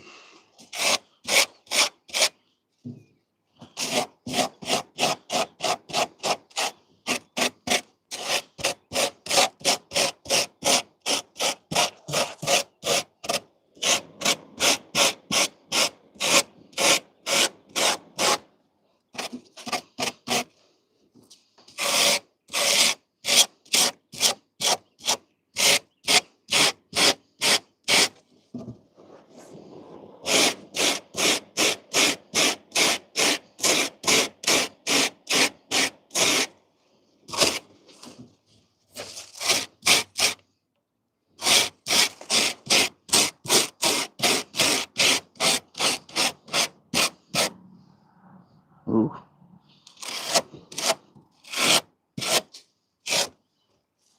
We're getting some clouds in the background.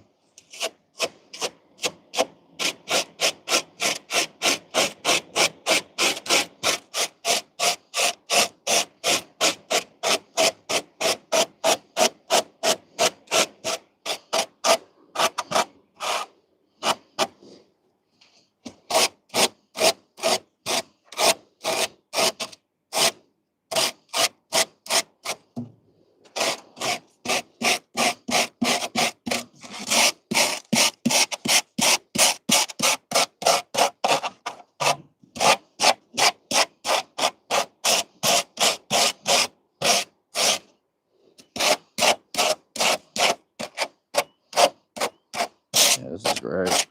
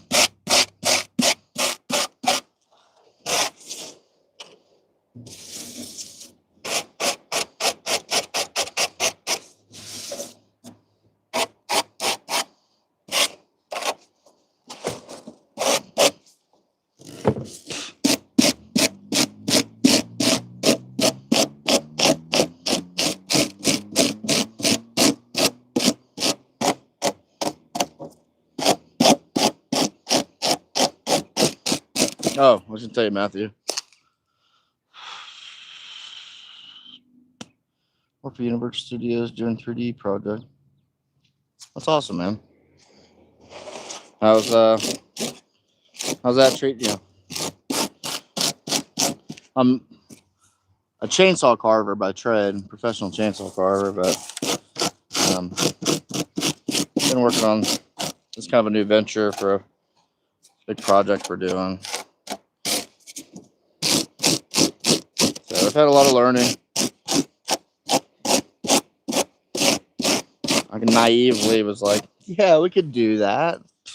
No problem. And then I was like, oh, I got to figure out how to do this. Like the carving part, I wasn't worried about, you know.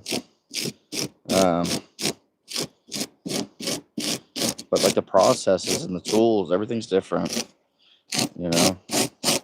You know more than I do, so.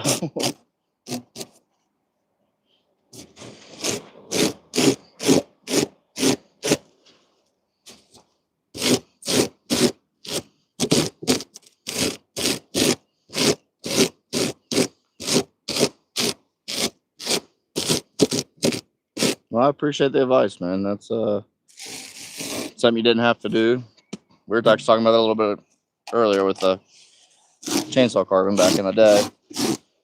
So I just thank you. I'll definitely use that a lot.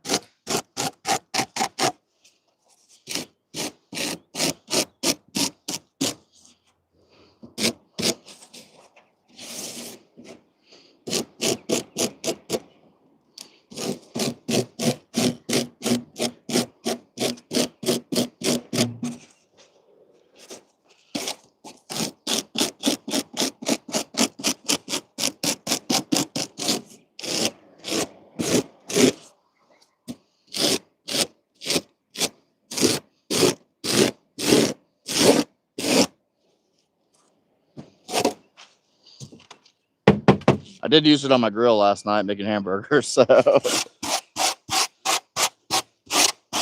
who knew? Not only could I use it for cooking.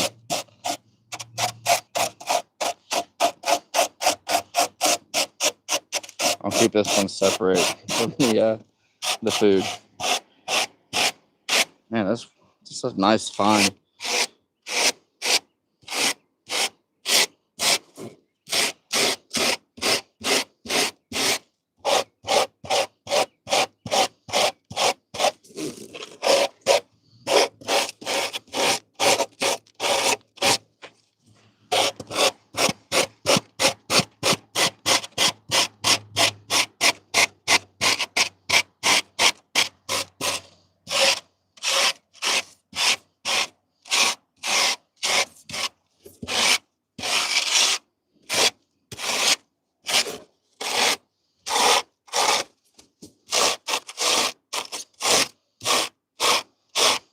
projects you guys are working on over there? I'm trying to work my way into Dollywood. And I know a few people over there. And one of them stopped by yesterday. I was like, "Oh, you're doing was pretty inquisitive of what I was doing because I have guys that I use." I was like, "Yeah, dude, told you we could be doing it." I was working on some trees. He's like, "Oh."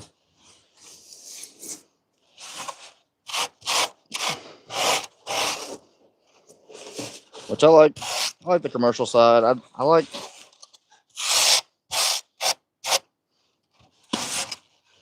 If there was like a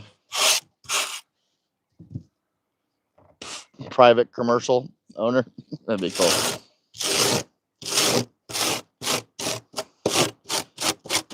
The homeowner side of it, man, they're just passionate about the car, man.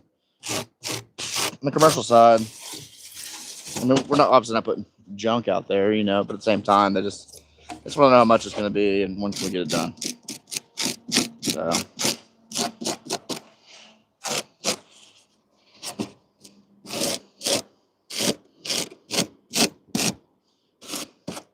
you know, are they going to care that this little fold here, because I have his arm kind of pushed back and needed to lengthen this part of it, so to add an extra fat roll there just to give the illusion like he's kind of scrunched up. Are they going to care about that? No. Am I going to? Yeah.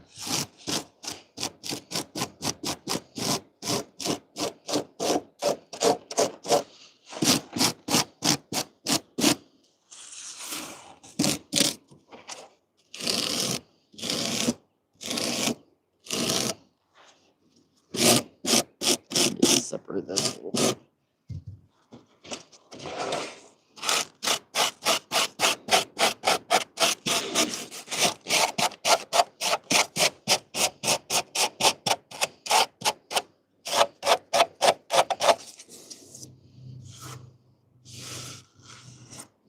Get a little shape.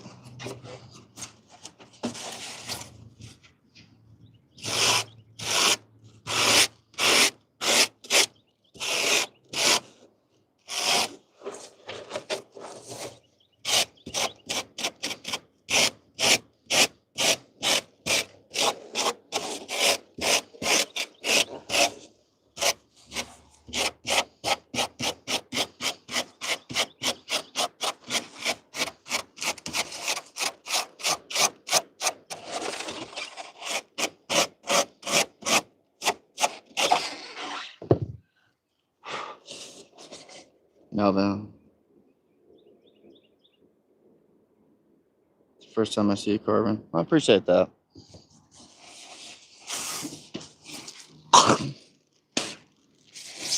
It's a choke on a piece of styrofoam. I'll show you some of my shop out here. I'm ready for a little break anyway. I have a few guys that work with me, for me.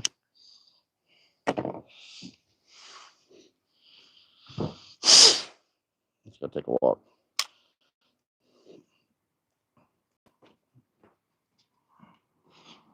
So I'm in Sevierville, Tennessee. Is where my shop is. And this is our little, this is our CNC room where I make all our signs. It's one of my guys' workshop. I built these last year, but a little CNC, a little laser. Nothing too fancy in there. Excuse me.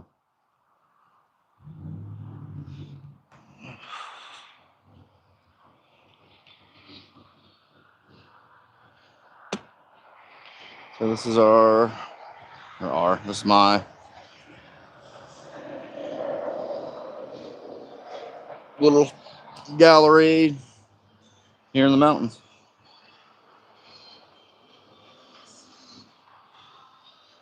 That's Sharon's office. She's not here. She'll be here the next week or two. This is one carving I did. I think I did a live on it. That was a fun log.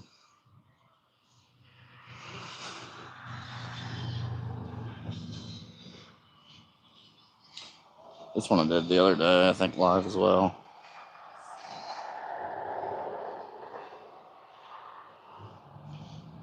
Made him holding a little lantern.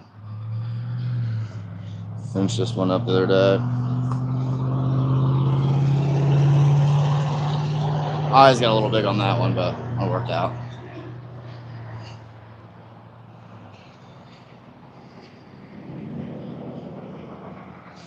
And then we have Vander, which is a lot of his stuff. It's a lot of the smaller stuff. So this is his style, which is awesome.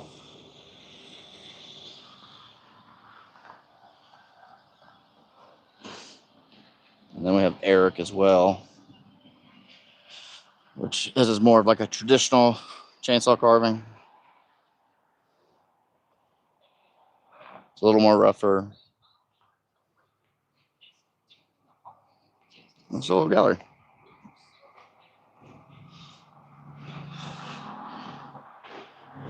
So we got local potter.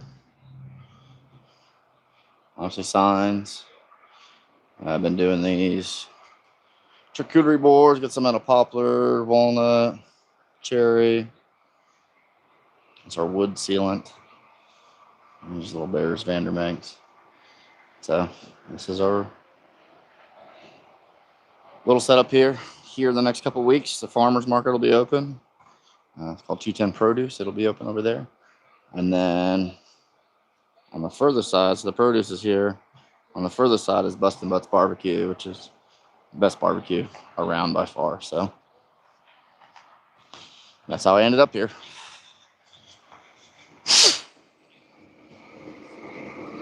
And then this originally was my shop. When I built this, by myself. So this was like my studio and my gallery. And then a couple of years ago, we had a bunch of carvers here, and kind of slimmed down a little bit. But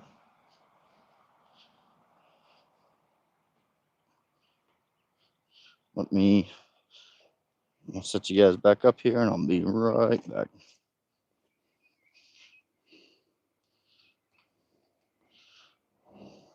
What kind of projects you working on, Melvin? If you don't mind me asking.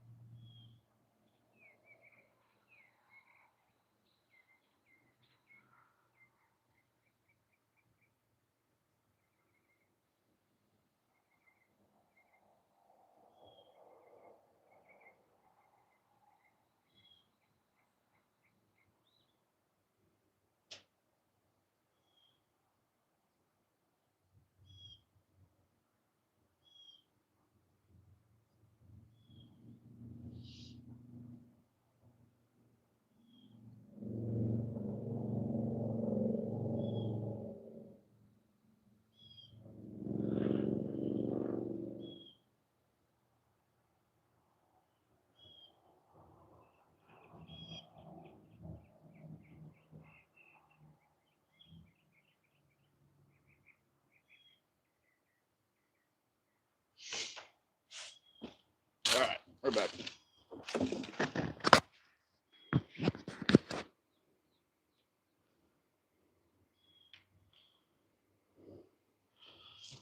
I wish it pick up the contrast a little differently.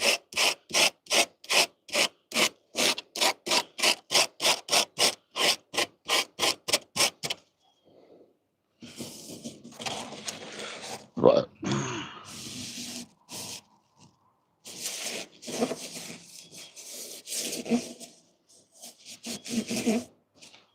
so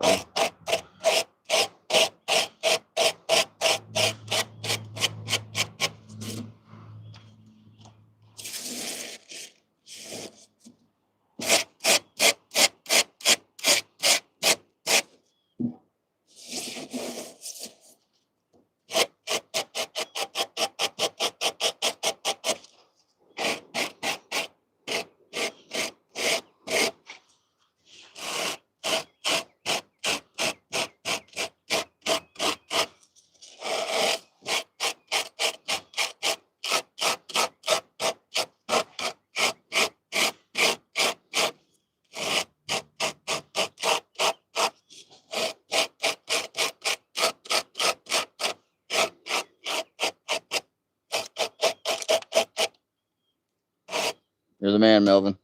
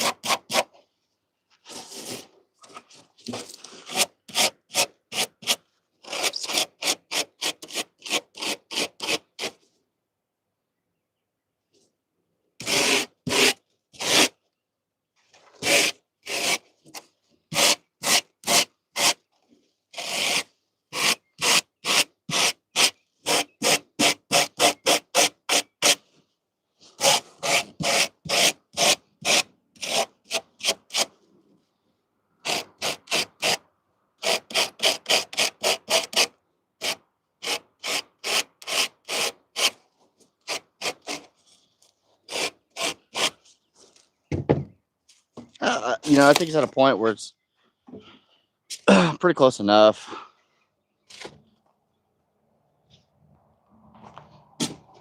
It looks pretty decent from back here, so.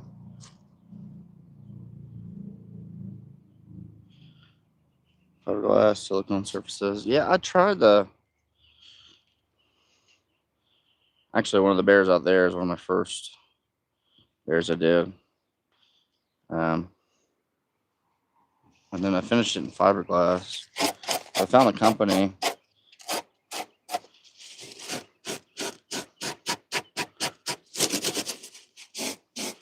called Volatile Free. And I think they're in Wisconsin. It's almost like a polyurea type coating.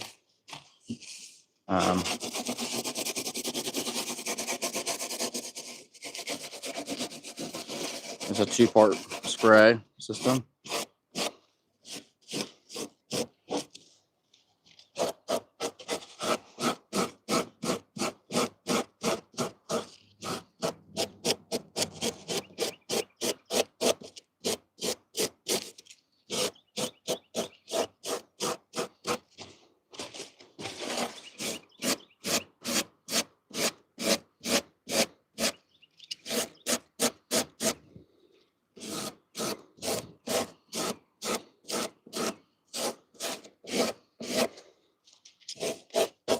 and I like the finish of it.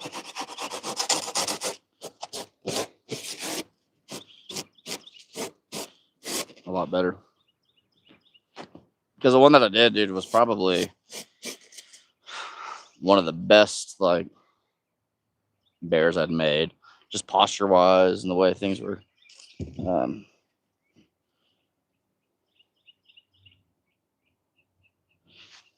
it's snowing in the Smokies, which is supposed to be snowing again soon. Is it storming over there yet? Oh, when I fiberglassed it, it seemed like I lost so much of that.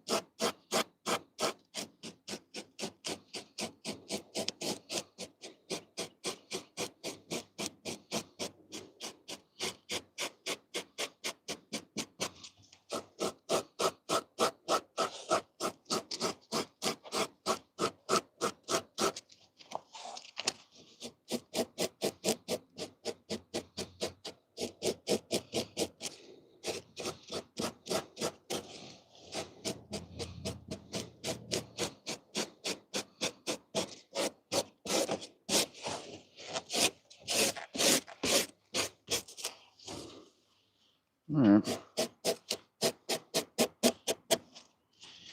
A spot where I can just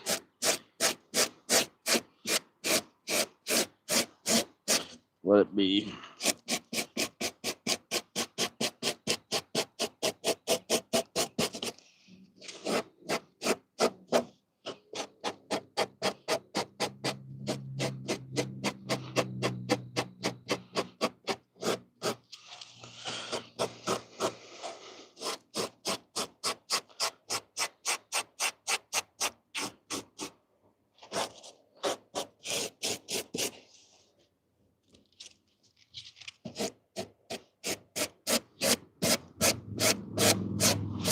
As I keep going. All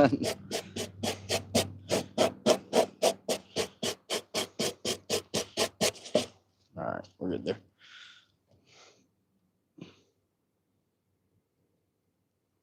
You can go really low G past that. Well, good. He's a good boy.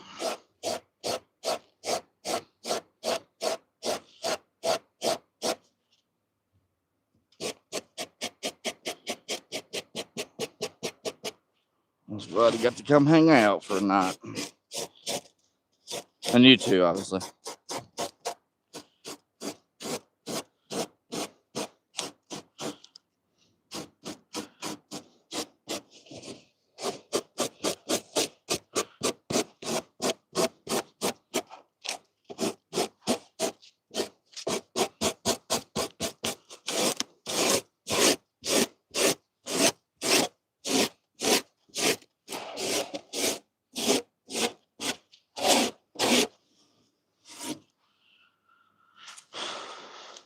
I wish the ears were a little further back.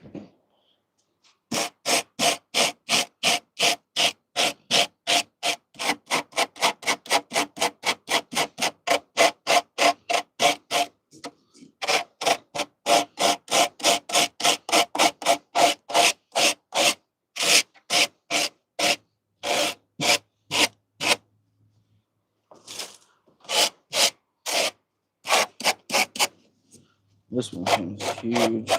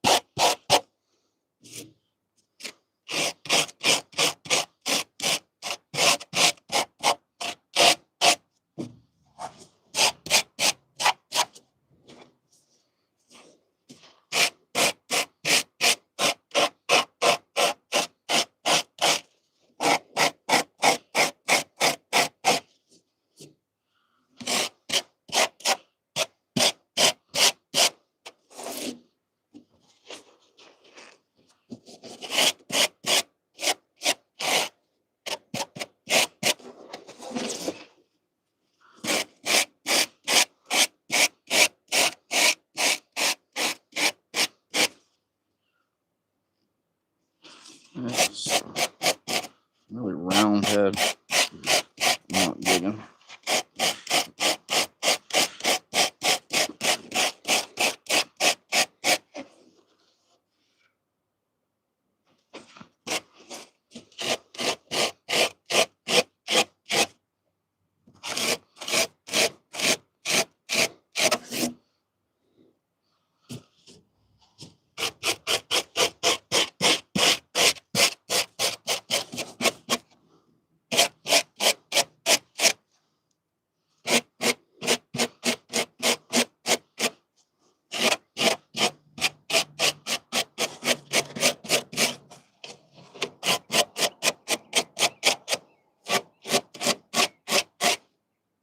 That's a lot better.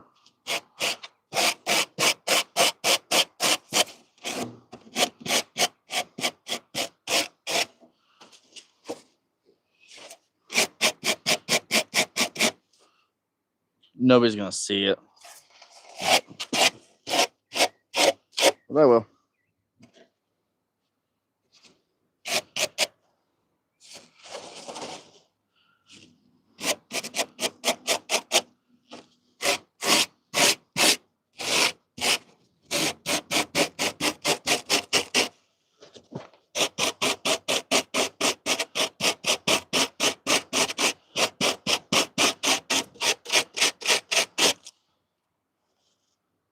It's getting close to having to pack up.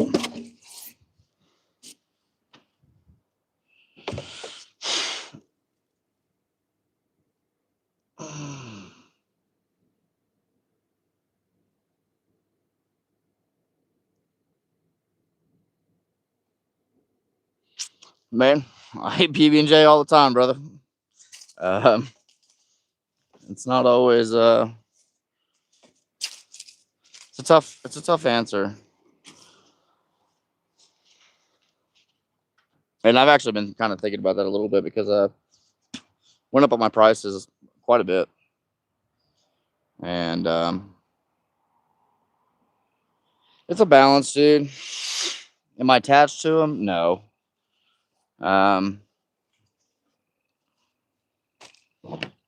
But you don't want you can't you don't want to sell them too cheap because people don't appreciate the work, right?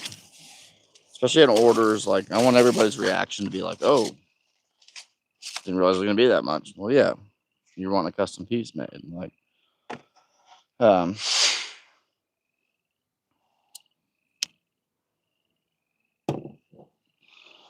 so like when we get real busy, like January, February is our slowest time of the year as far as like sales go. Um, and this year, whenever I wasn't getting too many orders done, I was being a pansy about the cold. So, um,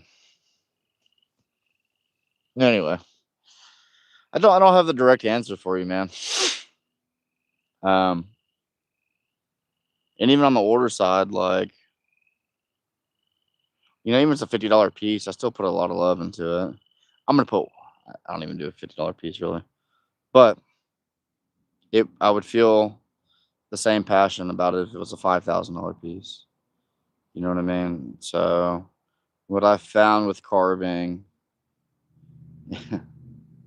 what God has taught me numerous times, it's not about the money. Um,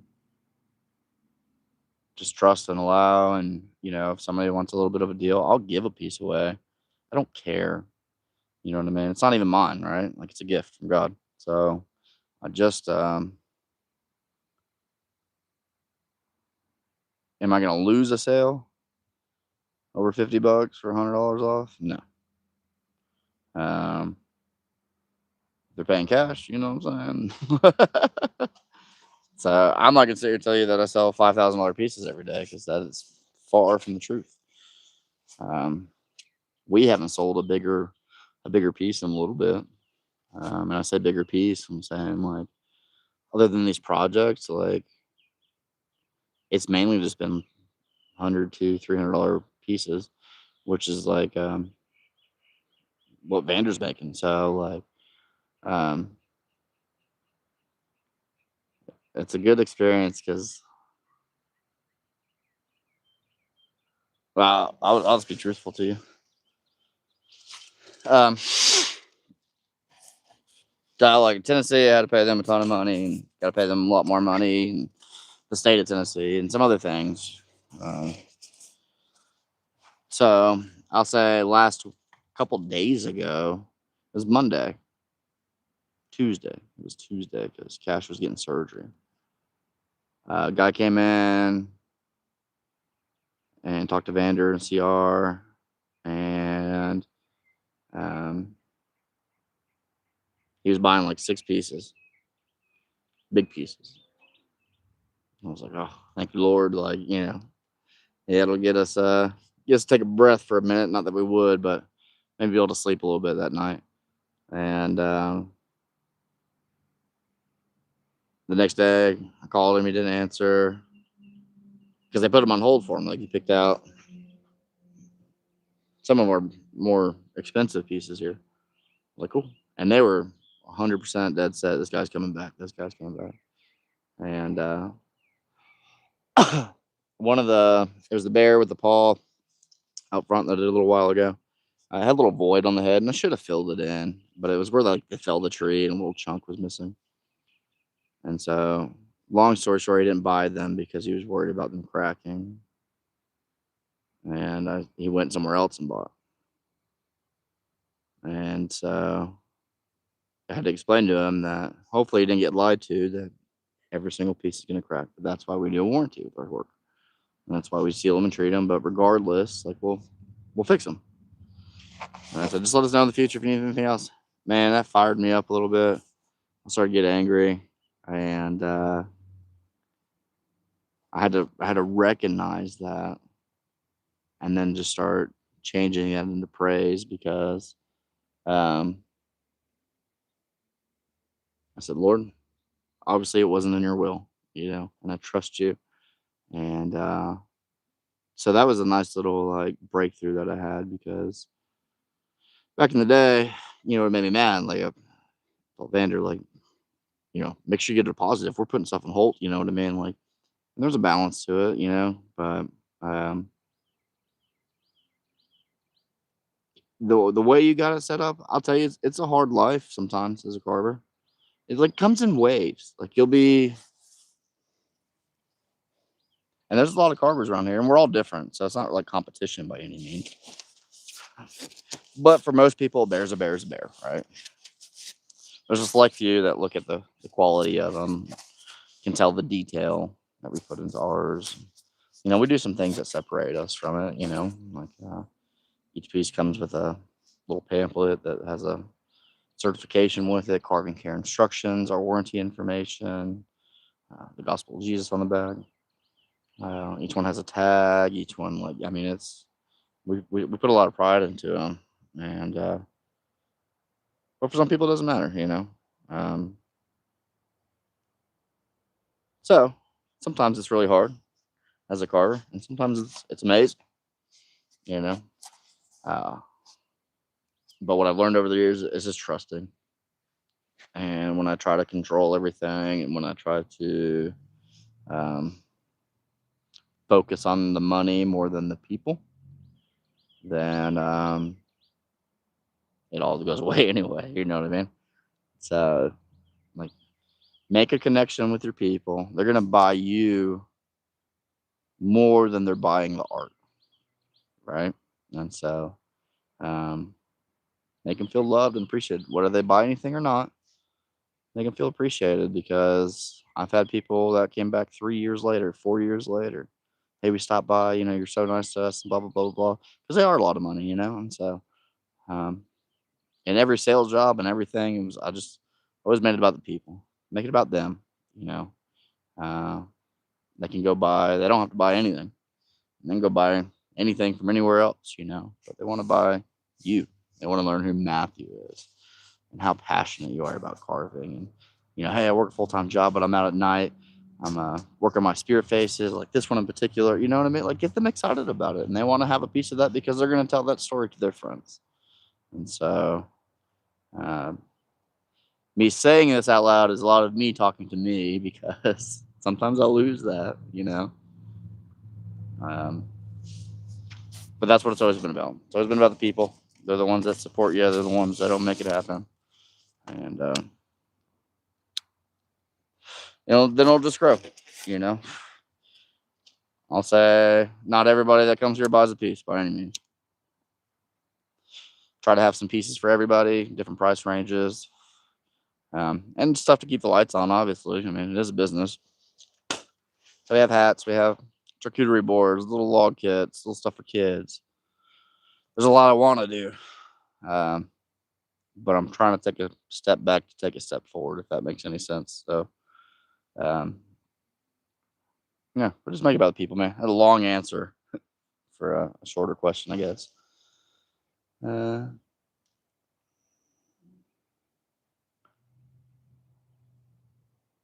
You can use Smooth On products. I've heard of Smooth On, Freeform, Habitat Flex, easy to apply, 2 parts, A, B.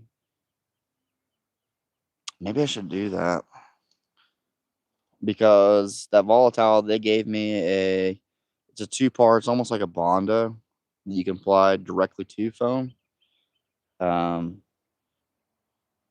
What I've done in the past was just use like a spackling and let it dry and kind of sanded it. And so, um, it's worked. So, um, actually, that's what I did on those pumpkins out there. And I'm interested in this. I got a big nylon brush that we use for like all our carvings and stuff, and that's what I did all these trees. I'll show you a piece of a tree,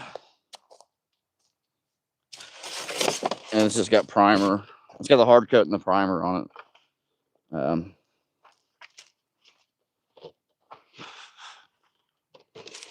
The hard coat's awesome though. Let's see if this has got like.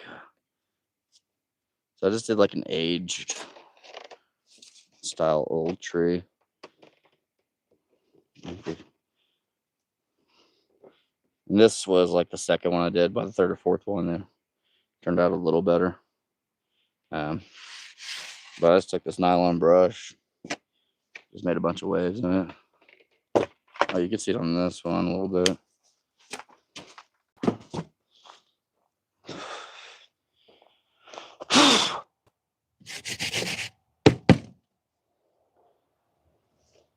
See what I'm saying? Kinda. So I'm wondering if I can hold that. I'll get some clouds rolling.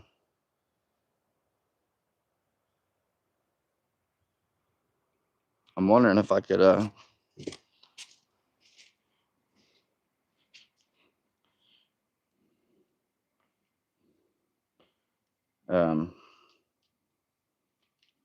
use that brush for furring. You can apply straight to foam. Yeah, that's how that Bondo is. But it'd be nice. I think that's kind of what I would love to use, because I could fur it and put that on there and sand it. Like, I'll get some of that eventually. My awesome camera work.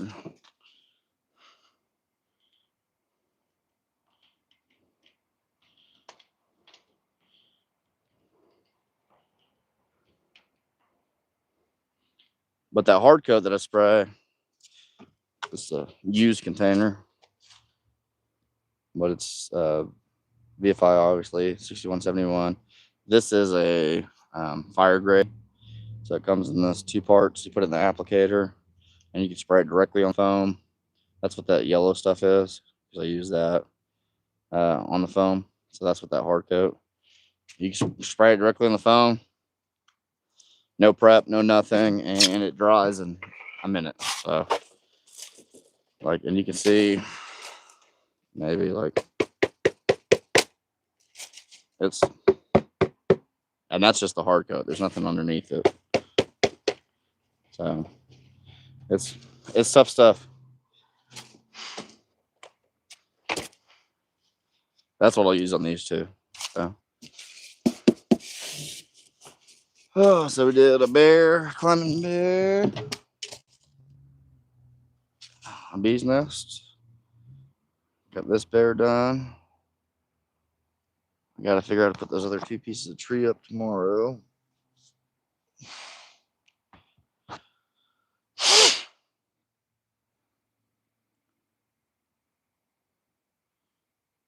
Maybe I'll take some of the styrofoam and like shove the scaffolding, because it's on an incline or decline, depending on which way you're on it.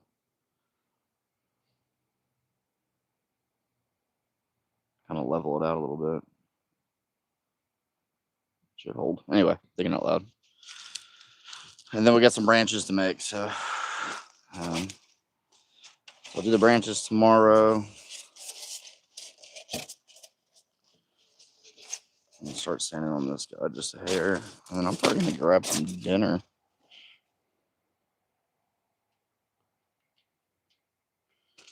Soon. I've had a bunch of cheeseburgers. Did that help you at all, Matthew? Or I'm just rambling on? Or does it make sense? You know what I mean? I don't have the perfect answer for you.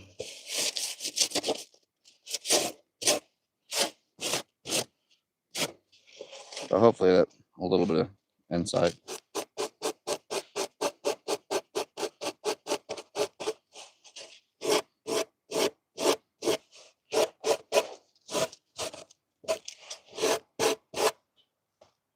Where's my wire brush? Oh. Yeah.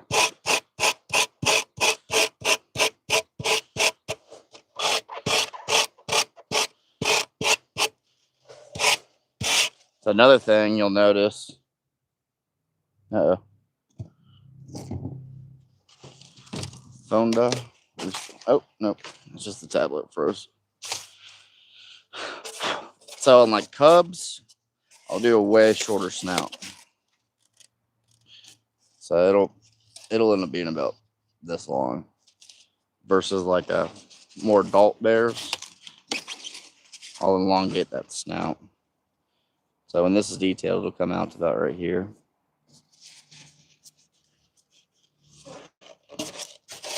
And this one was fun. I hadn't done a climber in a while, so.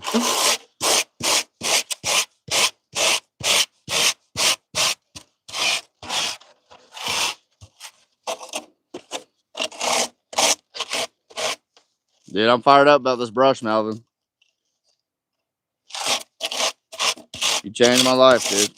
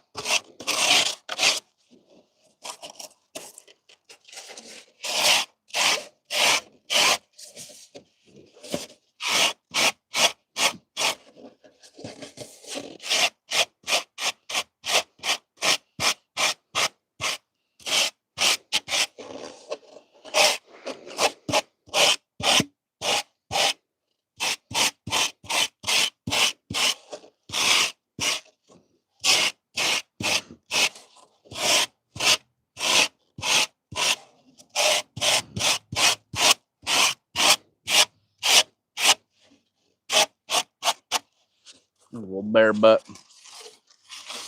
A little bubbly bear butt.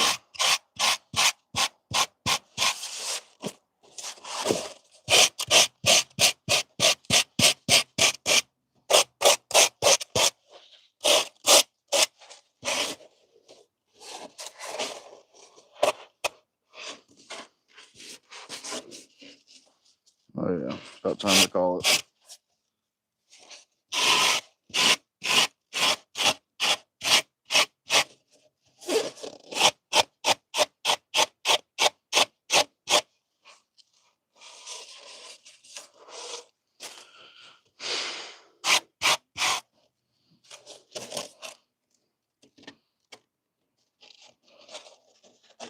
I think by the time it is pretty though. I love the clouds start rolling in. Not specifically right here, but over the mountains, man. It's like incredible. Incredible view.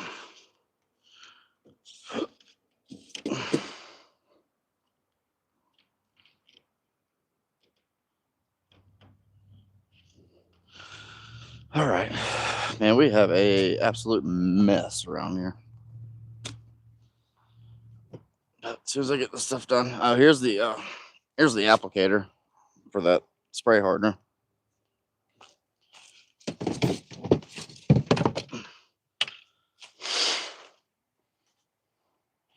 I'll rest on His unchanging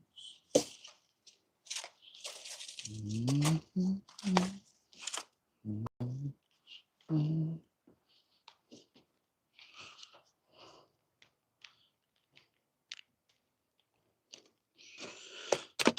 I've been keeping all my foam stuff in this duty box.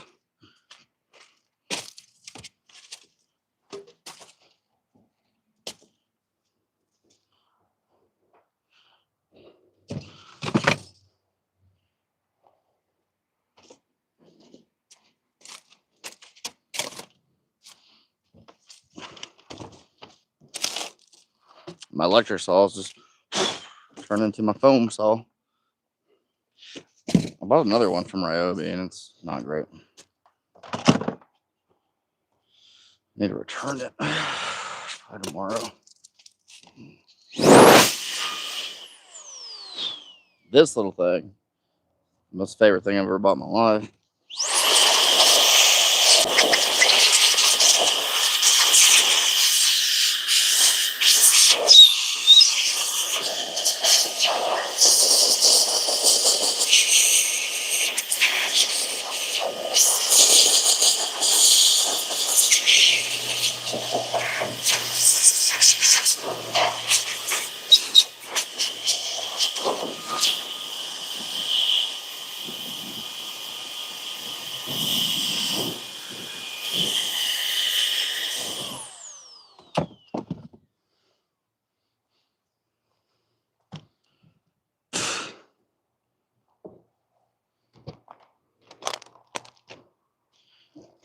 This one, the 40 volt, but this thing is unbelievably heavy. And for $500, it ain't worth it.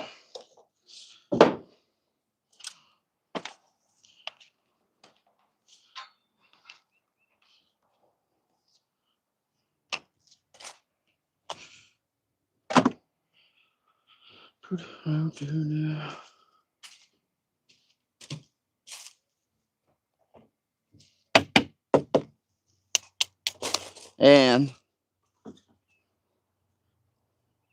the wire brush makes it in the box now.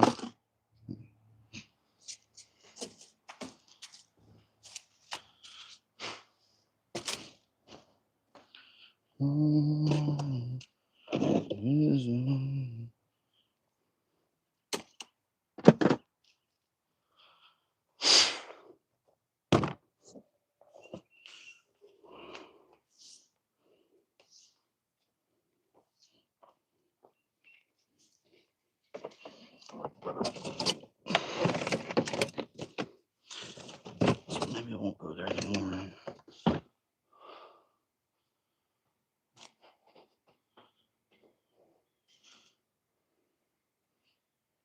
these branches, finish these bears up. Tuesday. There's really nothing I can do tomorrow.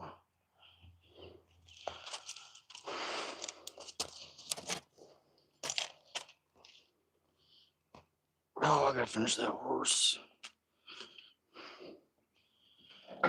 That's design.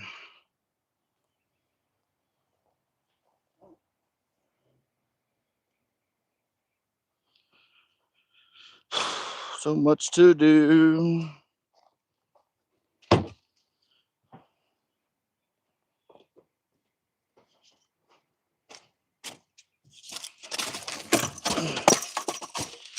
Well, y'all, I guess I'm gonna call it a night as we're picking up.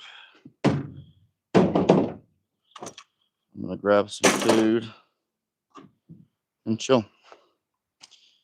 Unfortunately, there's no hockey on. Unfortunately, there's no hockey on, so that means we can't lose today. So,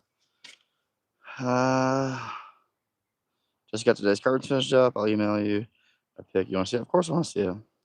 I'm sorry I missed your last email.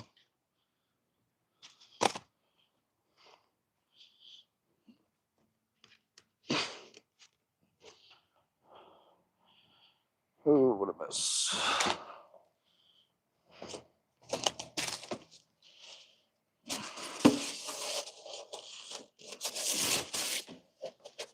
We'll let these bears breathe for the night.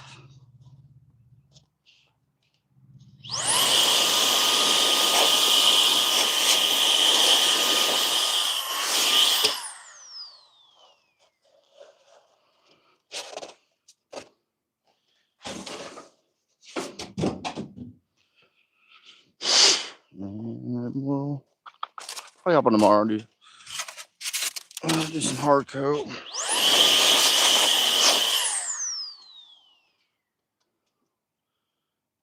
If it's not too cold or whatever.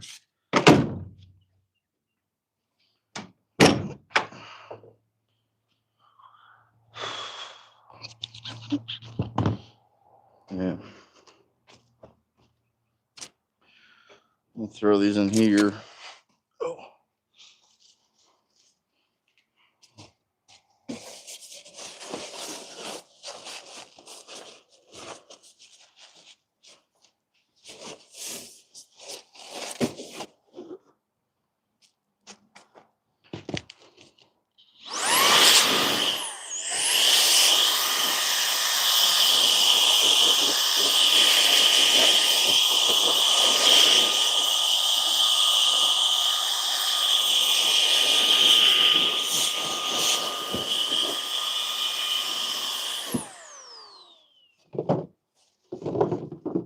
Me. This is my makeshift kiln. I'm gonna go in here and organize all the slabs again, put all the new ones in there. Golly. Ruski, why are you doing that? I think that's it. Yeah. Lock this up. I gotta put all my tools away up front. Yeah, we'll just call it a day. I might clap my hands right there, but we'll call it a day. And yeah, I'll hop on them again tomorrow. It's the old rake trick. You almost got me, Paul. We'll do some hard coating. We'll do some painting. Tomorrow's Monday. Yeah. What's the weather like tomorrow? Oh, I shouldn't sit down because I'm not going to get back up. Wind advisory. Oh, it's supposed to snow tonight. Kinda. Tuesday looks good. Okay. So tomorrow will be almost 60.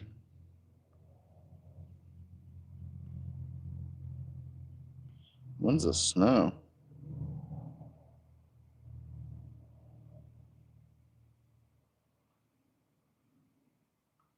Wednesday. Wednesday's the day.